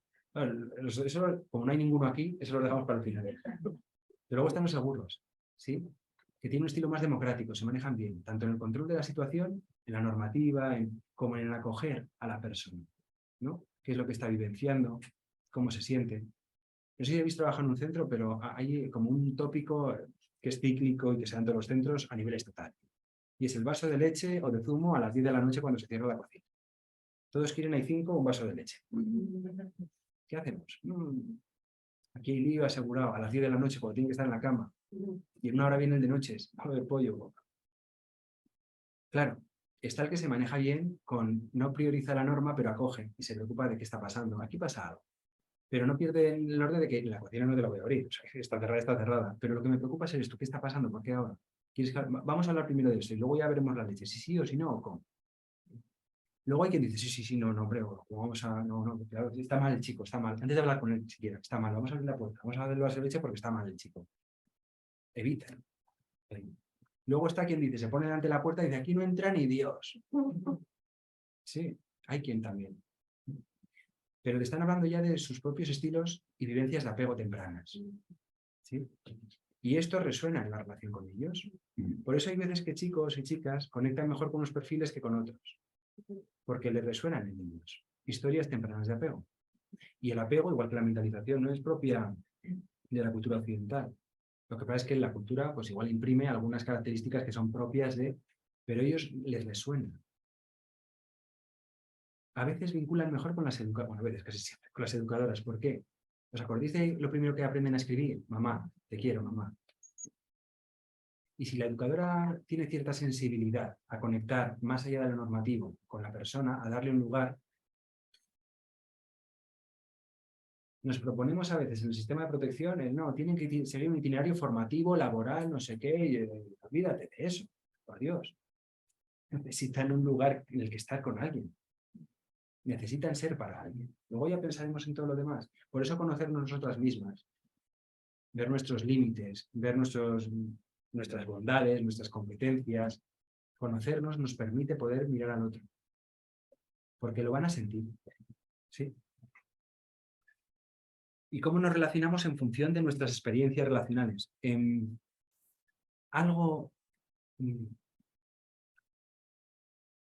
Todos nos movemos en un amplio abanico de posibilidades relacionales. Yo puedo amar y puedo sentirme amado. Sé cuidar y me gusta ser cuidado. Me gusta escuchar y además sentirme escuchado es un placer. También sé odiar y me he sentido odiada. También sé, sí, en función de con quién estamos, somos de una manera o de otra. En la población migrante, pero sobre todo en la población de protección, población vulnerable, a nivel relacional, hay ciertas fallas. Y suelen ser dos. Una es que el registro de relaciones es muy pobre. Quiero decir, yo no soy igual aquí, en este foro, con vosotras, que si estuviéramos tomando un vino en un sitio e intercambiando impresiones. Haríamos lo mismo, pero de diferente modo. ¿Sí? No soy lo mismo aquí en un foro profesional que en casa con mi pareja y con mis hijos. No soy igual con mis hijos que con mi pareja. Ni siquiera soy igual con mi hija que con mi hijo. Y mucho menos con mis compañeros de trabajo. Soy capaz de cambiar en el registro relacional en función de con quién estoy y del momento en el que estoy. Y puedo ser capaz de decirle a mi hijo, mira, Mateo, muy cariño, a la habitación. Y vamos a hablar de lo que ha pasado. Y guiñarle un ojo a mi mujer y decir, otra vez. Y voy y hablo con Mateo de lo que ha pasado y tal. Y puedo cambiar mi registro y ajustarlo a lo que pueda la situación requerir, la persona necesitar, ¿sí? Ellos no. Ellos están constantemente en alerta. Y provienen de un sistema en el que podían moverse en función de con quién estaban, pero cuando llegan aquí hay un modo único y es alerta y protección. Y yo no puedo ser víctima. Digamos que en un patrón relacional introyectamos los dos polos, ¿no? Mi hija, cuando nació su hermano con 2 añitos, le paseaba en un carrito. Siempre cuento esa historia porque ahora lo veo con impresión. En un momento era con imprudencia. Le metía en el carrito del bebé de juguetes, del nuco. Metía a su hermanito con 2 años y lo llevaba por casa. Con el riesgo de que ese carrito se podía romper y Mateo clavara algún hierro o clavara un tortazo y no se hacía gracia. Gracia no. Nos impresionaba ver cómo Alejandra, con 2 años, cuidaba a su hermanito recién nacido. Y dices, pero ¿cómo una niña de 2 años puede hacer esto? Si estaba aprendiendo a andar. Bueno, ya sabía andar, pero ¿cómo puede ejercer un cuidado? Porque se ha sentido cuidada. E introyectamos los dos polos. Entonces, si en vez de sentirme cuidado me pegan, introyecto los dos polos. Ser agredido y ser agresor. Y prefiero agredir a sentirme agredido. ¿Sí? Esto no... Cuando un niño pega en el cole, esté en casa, seguro que... Pues igual hay probabilidades de que en casa haya o no. Pero me refiero a que introyectamos los dos polos. Ellos han sido víctimas en repetidas ocasiones y por múltiples personas y en múltiples contextos, pero no pueden serlo y agreden. Entonces, ¿qué van a hacer? Van a ser agresivos con nosotras, pero no por el ánimo de agredirnos, sino porque no pueden tolerar ser víctimas, ¿sí? Porque se protegen, porque están en modo alerta permanentemente. ¿Se entiende esto? E incluso a veces ni siquiera es su pretensión, pero lo que nace de nosotras es ponernos a la defensiva, lo cual confirma esa identidad de víctima-victimario. Y a veces si me siento agredido, escalo. Y si tu tono de voz es muy alto, me subo más. Y si no me miras a los ojos y agachas la cabeza y no soy capaz de entender que eso es un signo de respeto y yo te obligo a que me mires a la cara, entonces vas a entender que yo te estoy agrediendo a ti y es posible que cambies de registro, entonces te pongas también en modo. Y esos desencuentros están muy presentes. Lo importante, uno, cuando se viven, repararlos. Y repararlos nosotras, que somos la parte más competente de la relación. No esperar que sean ellos, porque estos en los centros es habitual de, no, me tiene que pedir perdón. Hombre, que la parte competente eres tú. No. Demuéstrale tú. Y eso es un signo de respeto para ellos. ¿Se entiende? Entonces, lo importante es no reciprocar. Lo importante es, van a movilizar cosas, van a hacer cosas para movilizarnos en aquello que se sienten, que necesitan sentirse identificados. Entonces, es importante conocernos, es importante ver qué pasa en la relación, identificarlo para no hacer más de eso. No confirmarles en su victimismo, no escalar. Y poner el foco en la confianza. Para mí la confianza es una cuestión muy importante, porque ¿de qué hablamos cuando hablamos de confiar? Venga, hablamos de ¿es para vosotras confiar? ¿Cómo estoy preparado? Seguridad. Desapego seguro. Seguridad. ¿Qué más? ¿Puedo cogerte? Sentirse tranquilo, vulnerable con la persona. Seguridad. ¿Cómo? Vulnerable. Sentirse como tranquilo y mostrar la vulnerabilidad con otra persona.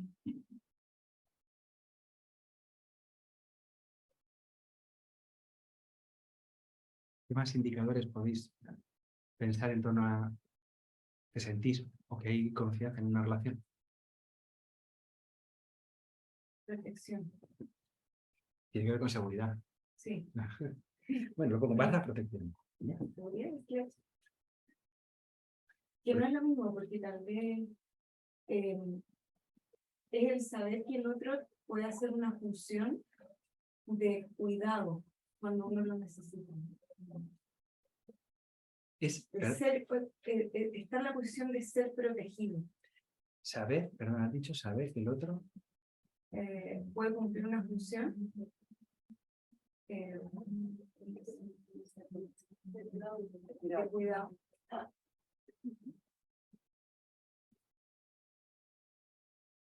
es.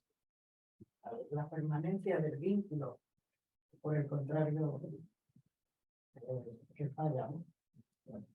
El altibajo. Sería también en intentar conocer al otro, ¿no?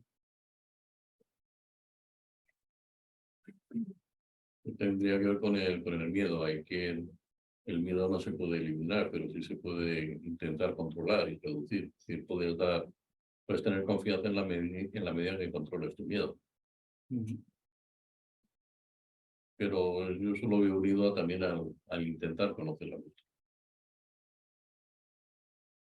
Aunque te conozcas, ¿no? Abrir al otro. Que te conozca. Esto quiere decir de la cercanía, que es poder también como tener esa distancia con el otro, sabiendo que la fuerza después va a dejar de haber cercanía. Como poder estar regulando esos espacios como de cercanía y distancia, más bien de la otra.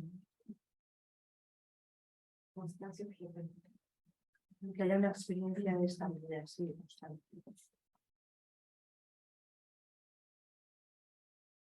A ver, perdón. Que hayas tenido la experiencia de una estabilidad o constancia del otro.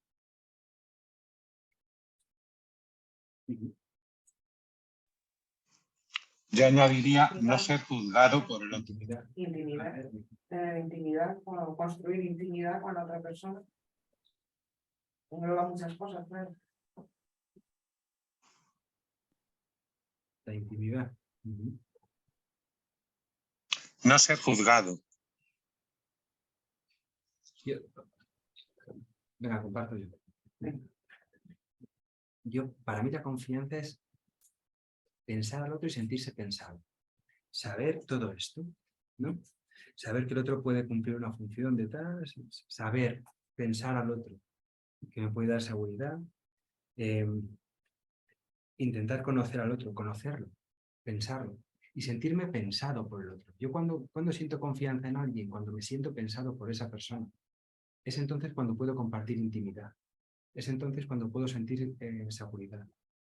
Es entonces cuando me aseguro la permanencia del vínculo aún en la distancia. Es entonces cuando me siento tranquilo, cuando me siento vulnerable ante otro. Cuando me siento pensado por el otro y cuando lo puedo pensar.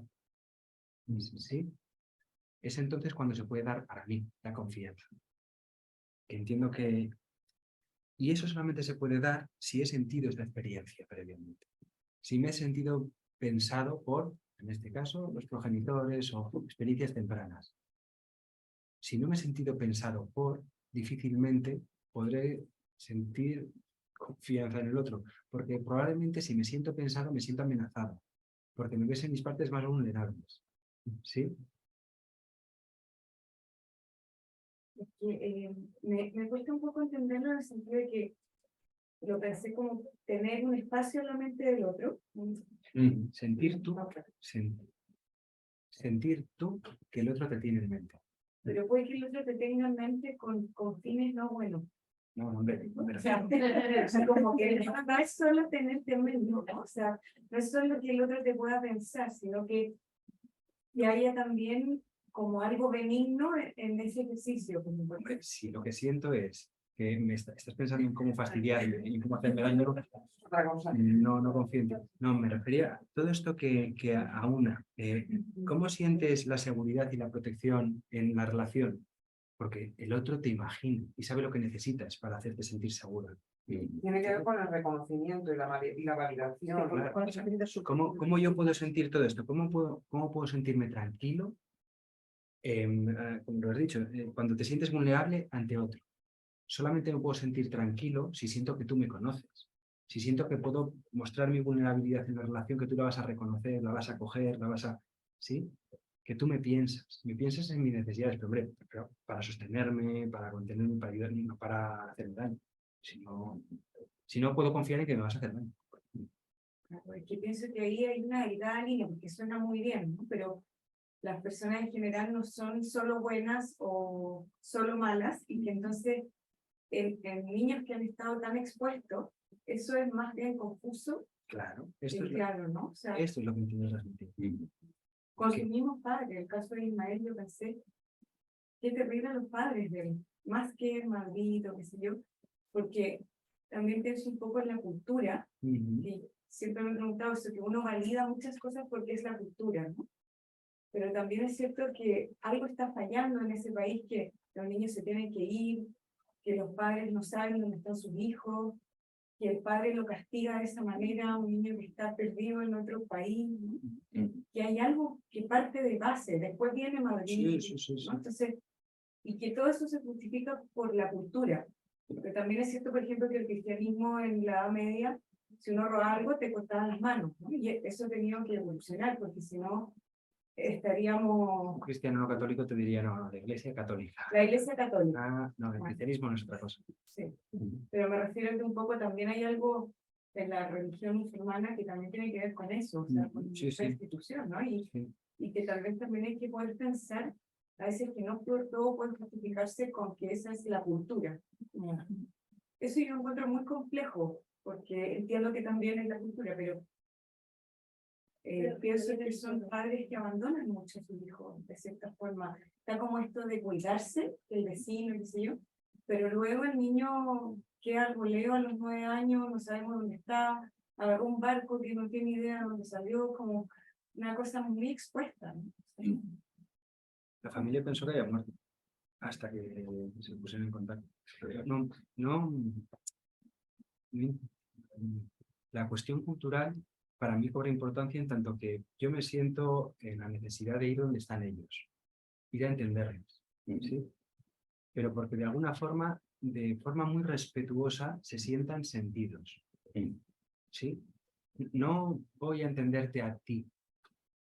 Cuando me relaciono con Ismael, no intento, porque entiendo que una persona que no ha sentido eso, pero yo te diría, no solamente personas migrantes, o sea, el perfil de población del sistema de protección, que a veces han vivido situaciones muy complejas, sentirse pensados es muy agresivo. Porque quien tenía que pensarles, a veces les ha dañado, ha abusado sexualmente, les ha maltratado, les ha abandonado, y aún así tienen que aceptar que esos son sus progenitores. Y encima les quieren. Pero quieres a alguien que te hace daño. Claro, eso es lo que voy con lo que decías tú, de tener un espacio en la mente. Pero a veces esa persona también te hace daño. Entonces no es tan lineal, ¿no? O sea, es muy complejo. No es lineal. No. Pero ¿cómo definir un espacio en el que no a través de ti, sino a través de cuestiones que podemos tener, inquietudes compartidas, podemos conectar? Es como hacerlo indirectamente. Por no invadir un espacio que él puede vivir como una invasión. ¿Sí? En el encuentro con el otro, en ir a psicoterapia, cuando Haitham es el psicólogo sirio que os he comentado, va a terapia, me parece fascinante, porque que tengan estos chicos un encuentro con otro en la intimidad es muy difícil. Chicos que no han tenido esas experiencias seguramente ni siquiera tempranas. Pero sentirse pensados por alguien en el encuentro con otro es lo viven altamente agresivo. Pero probablemente porque lo que sienten es confuso, es novedoso, es desconcertante, es amenazante. Entonces, ¿cómo buscar la cultura como la religión? Son cuestiones que podemos compartir o no, pero puedo poner ahí mi interés, que no está en ti, está en algo que podemos compartir. Y desde ahí no es tan agresivo el poder intercambiar. ¿Se entiende? Y cuando hablo de cultura me refiero también a la religión, ¿eh? Que igual no lo he mencionado tan, pero es la cuestión de la... Es que con eso de la cultura, yo no sé si metería esto como de, quizás como más de iglesia, no sé si diría que es como tan parte de la cultura, diría que quizás es como más un tema, por ejemplo, que tiene mucho más relación como con el estado socioeconómico, lo que estaba pasando ahí como a nivel del país, una crisis también, ¿no? Como la pobreza, la desinformación en cuanto como a funciones sanitarias, porque mi familia es árabe, por ejemplo, y en ese sentido es muy similar, como yo tengo una cara muy árabe también. Es como, y yo también me crié como de esta forma, como más comunitaria. Por ejemplo, yo siento mucho más, y lo hablaba con mi psicóloga, entonces como que la considero como roja, me da un poco de vergüenza compartir algo tan íntimo. Mi posición materna no la cumplió 100% mi mamá, porque mi mamá también era una persona muy frágil de salud, y fue como toda una red con mis tías y mi abuela. Y eso es muy árabe también, es una crianza que se hace como en conjunto y que se sostiene de esa forma. Y mi familia es migrante, ¿no? Como en Chile yo soy migrante también, mi abuelo era de Colombia, o sea, un mix como que ya, si los cuento tengo aquí también una anécdota. Entonces,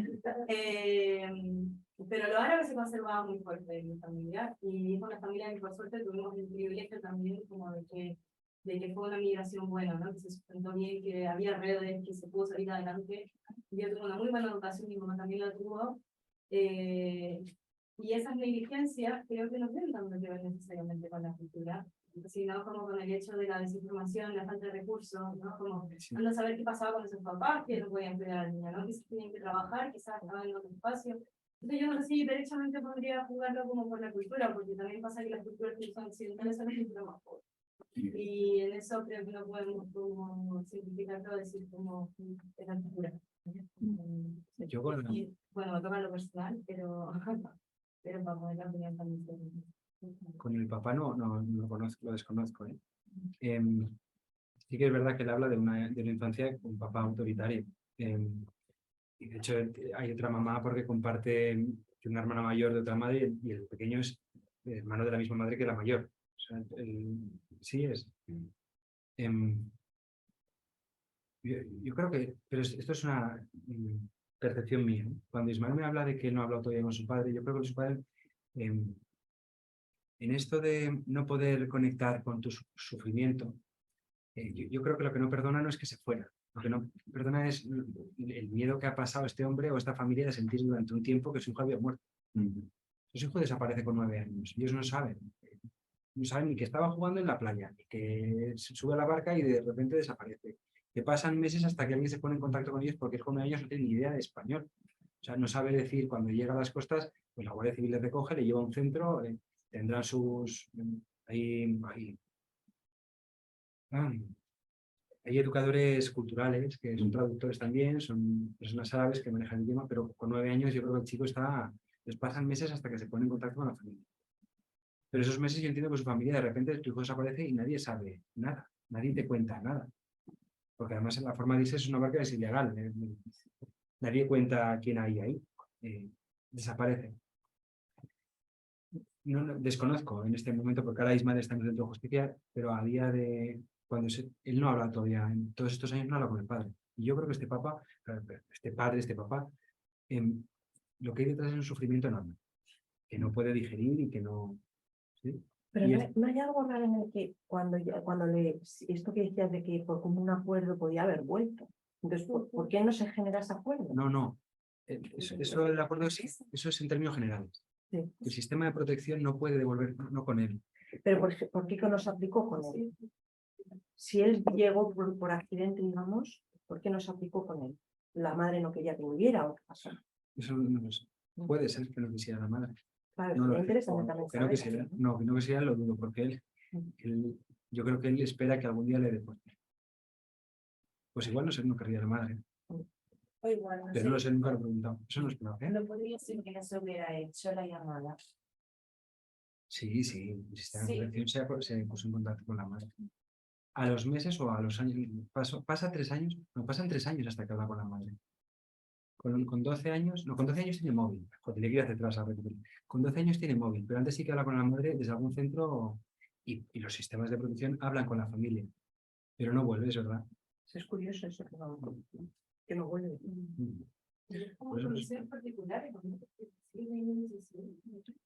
Ahora tiene 16, ahora igual ya cumplió 17. En verdad, 18. Un año más, siempre un año más. ¿Por? Como porque Porque al principio tienen como funciones particulares, ¿no? Como para hacer ese que no importe, digamos, la oportunidad. Pero no él, no me refería a él. Los menores en general, cualquier menor tiene derecho a decir yo quiero volver a casa. Y si su familia también quiere que vuelva a casa, el deber del país de origen, del sistema de protección es repatriarle. Claro, si no se sabe de dónde son, si no quiere decir su origen, si su familia no lo acepta, no se puede llevar a, porque son menores. ¿Sí?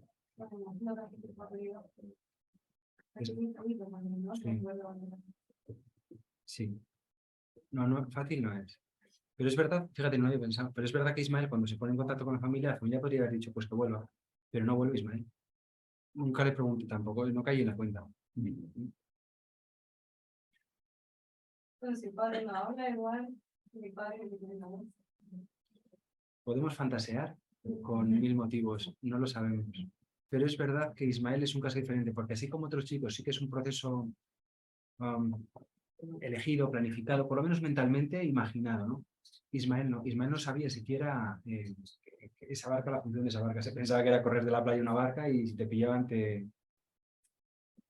su proceso no fue algo diferente al de los demás, ¿no? Pero los demás, sí que sus familias sí que saben que al inicio de ese proceso. Pues para ellos es una vergüenza el reconocer quiero volver a casa, por lo cual las familias no quieren que vuelvan porque se piensan que sus hijos también. Pero Ismael es diferente.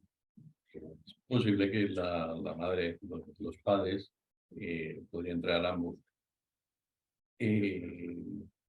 A pesar de no ser una acción planificada, piensen también con esa idea, como tú decías, el cómo desmontar la imagen irreal. Piensen que, bueno, es mejor que Ismael esté aquí que no allí. Y bueno, ya que se ha dado la circunstancia de que sin planificarlo, sin ni nada, pero se ha ido, pues bueno, al menos está en España y puede obtener ventajas. Sí, puede ser. Puede ser que amparado por el sistema de protección la familia esté tranquila porque sabe que le cuidan. Puede ser que dado que está en España, pues oye, vamos a ver si... Sí. Pero no lo sabremos, nunca lo pregunté. O sea, nunca exploré eso con él.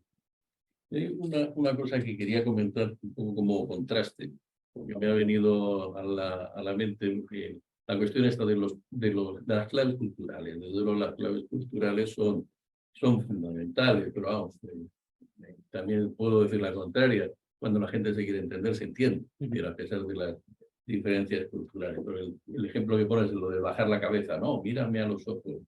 Bueno, esa sería una clave cultural. Yo recuerdo una vez leí un estudio de la cercanía, cuando están dos personas hablando, la cercanía del rostro. Entonces ponían el ejemplo de alguien, un señor de un país árabe y un señor de un británico. Entonces el árabe se acercaba al británico y el británico se iba alejando. Entonces en la imagen que grabaron, pues estaban dando continuamente una vuelta, el árabe acercándose y el británico separándose. Entonces uno sintiéndose agobiado y el otro sintiendo que no tenía la cercanía adecuada. Y luego, bueno, lo de la maduración acelerada, claro, nosotros hemos vivido un cambio, creo que ya voy teniendo una edad, hemos vivido un cambio radical, es decir, yo lo digo muchas veces medio en broma, medio en serio, es decir, con 15 años se era un adulto. Cuando yo tenía esa edad, o casi eras un adulto, es decir, empezabas a trabajar en esa edad. Para otro día dejaré la cuestión de si está bien que la enseñanza secundaria obligatoria sea hasta los 16. No lo tengo yo muy claro, porque, bueno, habiendo trabajado en ese sector, en el ámbito municipal, en la persecución del absentismo educativo, del absentismo escolar. Claro, no es lo mismo en el contexto de una familia desorganizada, multiproblemática o monoparental pero problemática, en el que el hijo no va o la hija no va al colegio, entonces sufre absentismo, que pues esto es una cuestión cultural, que en una familia gitana, en la que hay determinados inconvenientes de tipo cultural para asistir, sobre todo en los últimos cursos.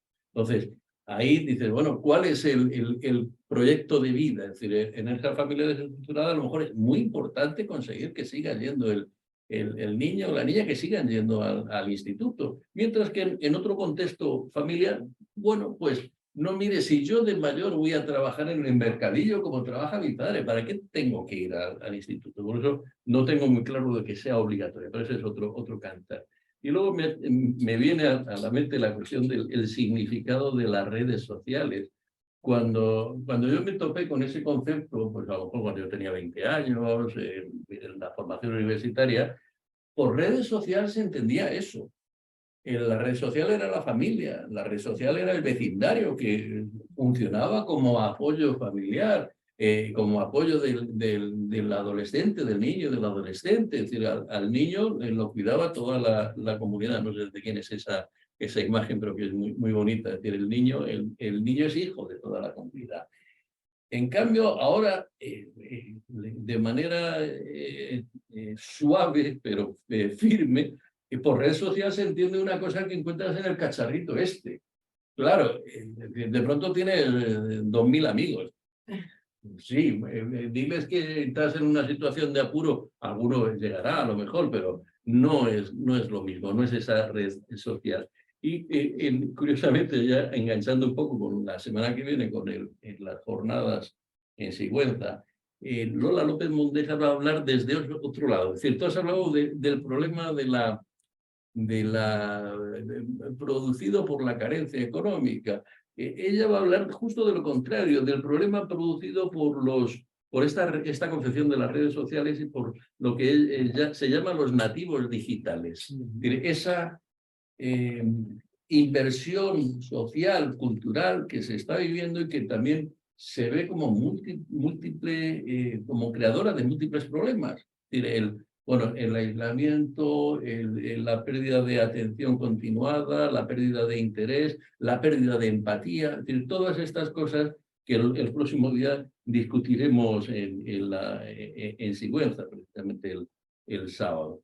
Y ese es un punto que a mí me parece bueno, que también es un contraste radical entre culturas. Es decir, ¿qué es el problema? Como dicen muchos mis hijos, este es un problema del primer mundo.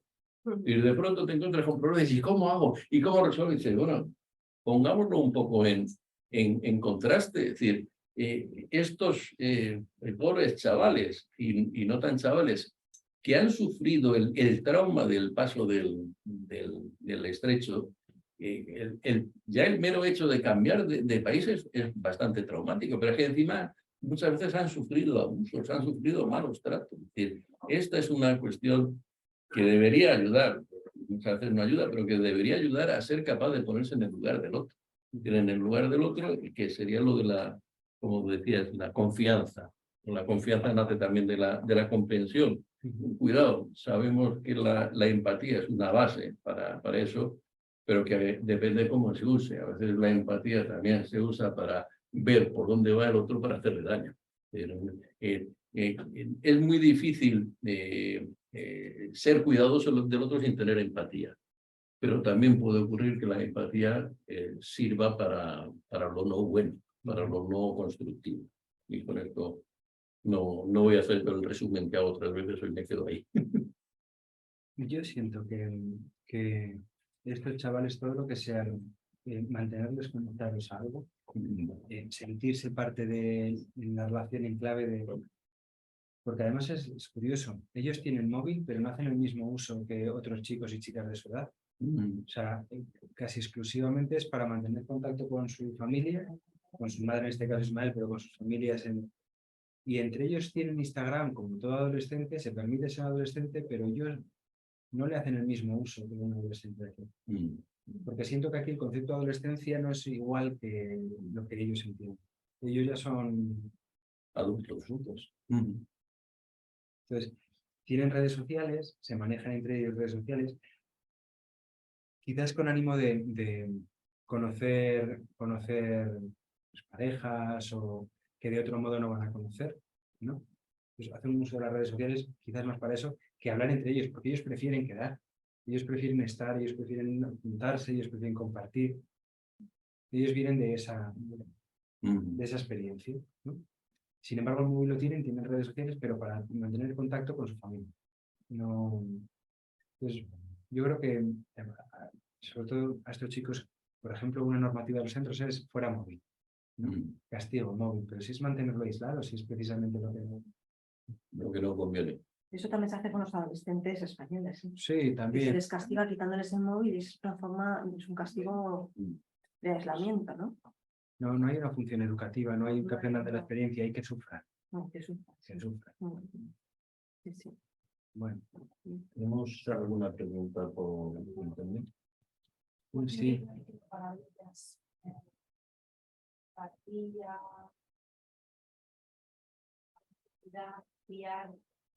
Igual cuando hablábamos de confianza. Cuando hablamos de confianza. Estás mirando. Mira a ver si habrá alguna pregunta en concreto o si hay algún comentario que quieras destacar. Yo tengo una pregunta aquí. ¿Tienes una pregunta? Bueno, comentar, sí, para Raúl. Bueno, agradecerte sobre todo, me gusta mucho escucharte y además creo que nos han llevado a algo que no hemos hecho, ¿no? O sea, que estaba muy bien el cómo nos ponías en quiénes son, cómo se sienten, ¿no? Bueno, que luego no está más que decimos de los menas, ¿no? Creo que aquí lo vivimos inevitablemente mucho más desde la personalización, ¿no? Desde lo que está allí, ¿no? Estaba escuchando y me venía mucho a la cabeza Jorge Gómez Blanco, que es un compi de la casa desde muchos años, y que además me recordáis mucho hasta físicamente en la forma Sí. Y él trabajó en los últimos años, algo tengo un poco más perdido, en Gaza, con el médico Sin Fronteras, en fin.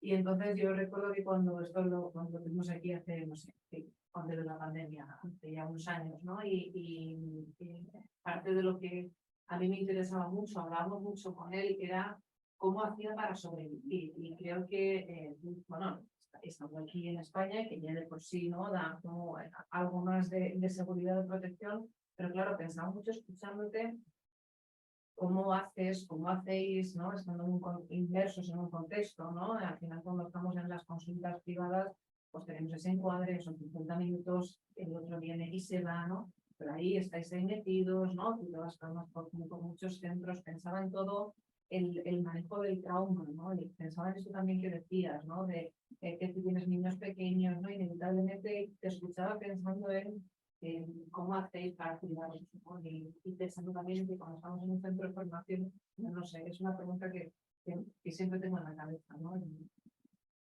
Yo puedo decir, cómo te transformó en estos 16 años, en fin, yo pensaba un poco más de eso. no sabía decirte cómo me he transformado porque como he crecido prácticamente, pues he cambiado, no sé si debido al contexto en el que he trabajado, pero trabajar en estos contextos es muy exigente, pero tiene algo que no tiene la consulta privada y es el equipo. Trabajas en un equipo. Entonces es una maravilla poder compartir con otras personas que están en la misma experiencia que tú, poder compartir experiencias, diferencias, inquietudes, depende de qué equipos, porque también puede ser para, esto es un lugar donde vomitar todo el malestar y de repente hacemos coalición en vez de alianza. Entonces, pero el equipo suele ser un factor protector. 2, supervisar al equipo, formarse, trabajarse, hacer terapia. Yo creo que en los contextos que trabajamos con otras personas, pero sea el contexto residencial o en consultas, esos 3 pilares para mí son fundamentales. Y 2, sí, sobre todo creo que el equipo cumple una función que en consulta privada, por ejemplo, no. A veces está esa soledad que la suples con la supervisión y con la formación, pero porque te permite poder, no es cargar con la historia de una persona, sino es que no sabría explicarlo. Es un trabajo muy exigente, es muy intenso, pero es muy gratificante, porque lo que te devuelven también con el paso de los meses y a veces de los años es que algo de lo que pasó fue para ellos tan nutricio, es sentirme pensado. Llevo trabajando también años en terapia, ¿no? Hay con pacientes que no... pero con estos chicos, la relación que se mantiene es que te permite que a los años se pongan en contacto, que te digan cómo están, que se acuerden de algo que vivieron contigo, que sirvió y que no sirvió.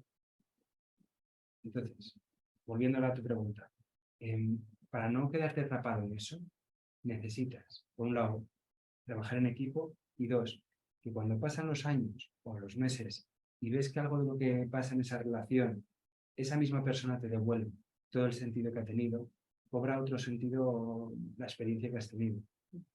¿Sí? Pero vamos, es un trabajo que desgasta enormemente. Yo admiro a los equipos de profesionales, educadoras y educadores sociales que son los que están allí, porque trabajar en convivencia es muy interesante. Y sobre todo con estos chicos. Vicky. Y me pregunto, con el tiempo cambiará la mirada, ¿no? Llegarán a mirar, ¿no? Para estar con vosotros. Sí, pero ya no con nosotros. Yo creo que el itinerario de Ismael, por ejemplo, y como él, muchos chicos, pasa por el centro, está unos meses, unos años y seguirá su itinerario por otros sitios, ¿sí? Y tendrá otras experiencias. Entonces, que cuando crezca y sea mayor y esté en España, en Francia o en Marruecos, que pueda acordarse de algunas de las experiencias que tuvo como algo nutricio, como algo que le sirvió para algún momento poder rescatar y decir, ¿sí? Que pueda transmitir algo, si es papá, algo diferente a lo que ha vivido él. Y hablamos de que nuestros vecinos los franceses son 4 o 5 generaciones, no hemos aprendido mucho de los vecinos. Cuando tu papá, ¿no? ¿Cómo es? Cuando veas las barbas del vecino... Cuando es la hora de tu vecino cortar. Eso, cuando estés a remojar, nosotros vamos por la segunda generación pero sigo creyendo que merece la pena seguir pensando en ellos. Sigo pensando que esta experiencia para ellos es nutrición.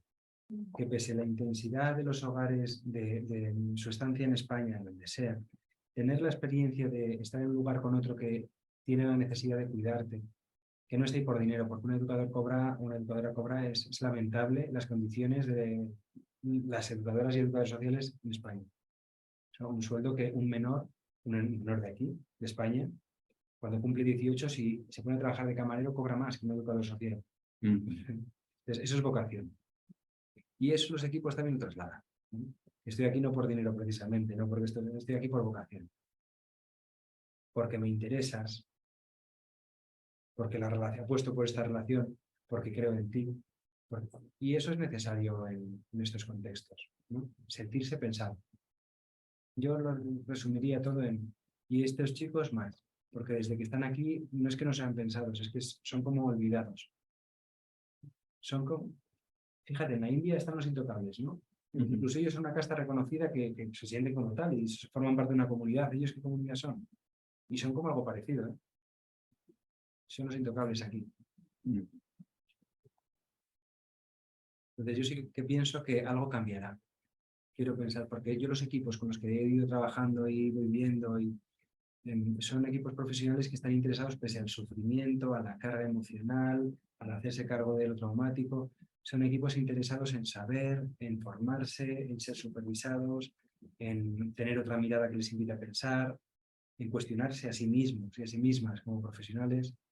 Entonces, sí, la verdad que uno piensa que en principio ese encuentro del que tú hablas, o sea, ese encuentro en el que eres efectivamente pensado, ¿no? Que yo entendería como un encuentro intersubjetivo en realidad, en el que eres reconocido como sujeto, les tiene que obligatoriamente marcar, pienso yo, les tiene que dejar un pozo, ¿no?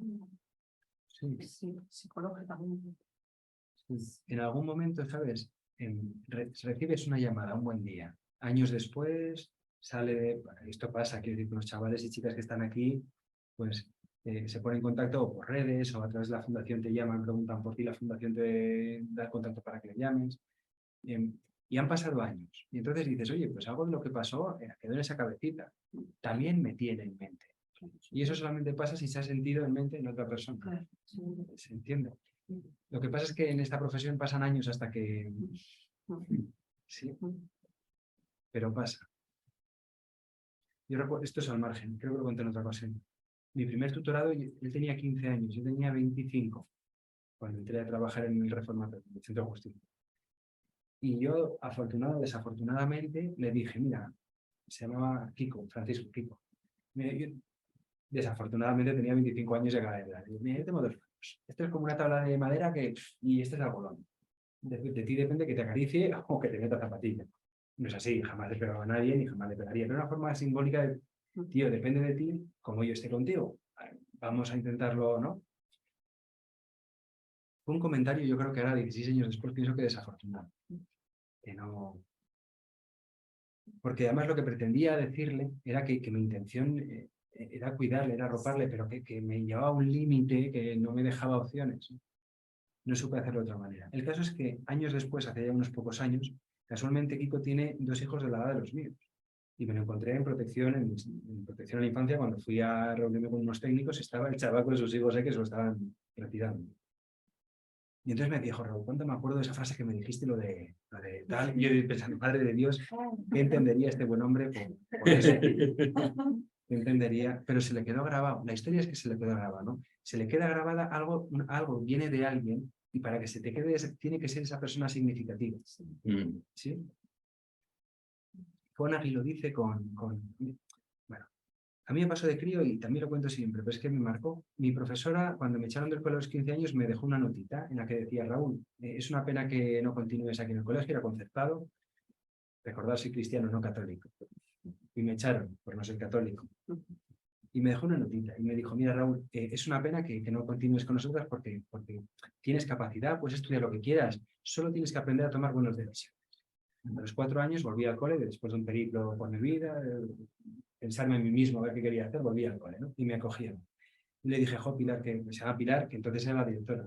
Digo, qué importante fue para mí esa notita que me diste, que aún la guardo, esta nota.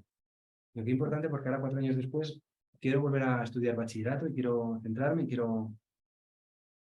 y me dice, esa misma nota la escribía a todos cuando se echaban, escribía yo por no pensar y os la daba.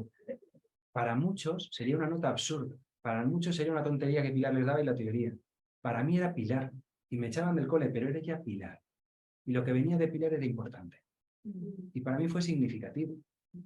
Aunque Pilar luego me dijera, esas os la daba a todas. Pues gracias, Pilar, pero fue gracias a eso, después estudié psicología y la formación, gracias a esa notita. ¿Y por qué no estudiaste algo más serio? Quiero decir que a veces en la convivencia, bueno, y en terapia, en consulta, lo que uno dice se queda aquí, ¿no? Y es porque de quién proviene hay confianza. Te sientes por esa persona seguro, te sientes arropado, puedes sentirte vulnerable con esa persona, te sientes pensar, al fin y al cabo, ¿no? Entonces, algo de esto, poder trasladar una relación con estos chicos, sean migrantes o sean del sistema de protección o sean chavales que han vivido traumas, ¿no?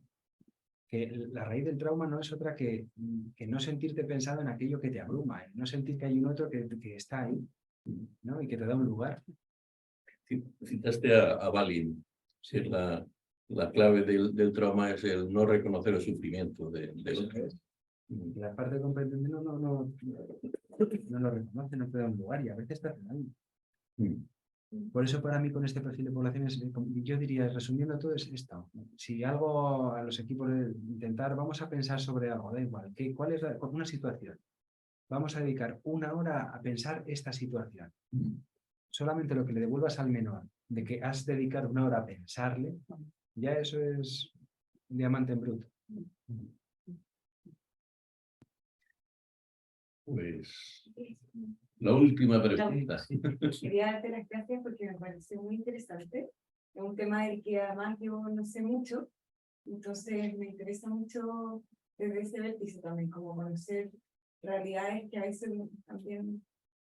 Y explicitar que lo que digo no tiene que ver con hacer un juicio a la religión, o sea, no tiene nada que ver con eso. Estoy hablando de que yo sí creo que el contexto cultural es clave para entender una persona, de dónde viene, cómo es su familia, qué religión tiene, porque eso sí va condicionando ciertas cosas, ¿no? Marca una pauta.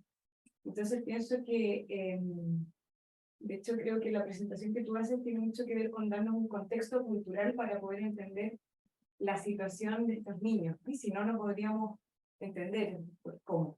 Entonces quería aclarar esto para que no se vaya a entender que estoy hablando de los musulmanes, sino que es un poco la realidad de esta parte de Marruecos que tú nos traes hoy, que sí me parece que tal vez hay entremezcla de la religión, la política del país, ¿no? Del sistema de redes que también tienen para sus mismos niños, Ujú. hay algo que tal vez debiese ser repensado, y no solo tal vez quedarse como esta la cultura y ya. Como eso quería.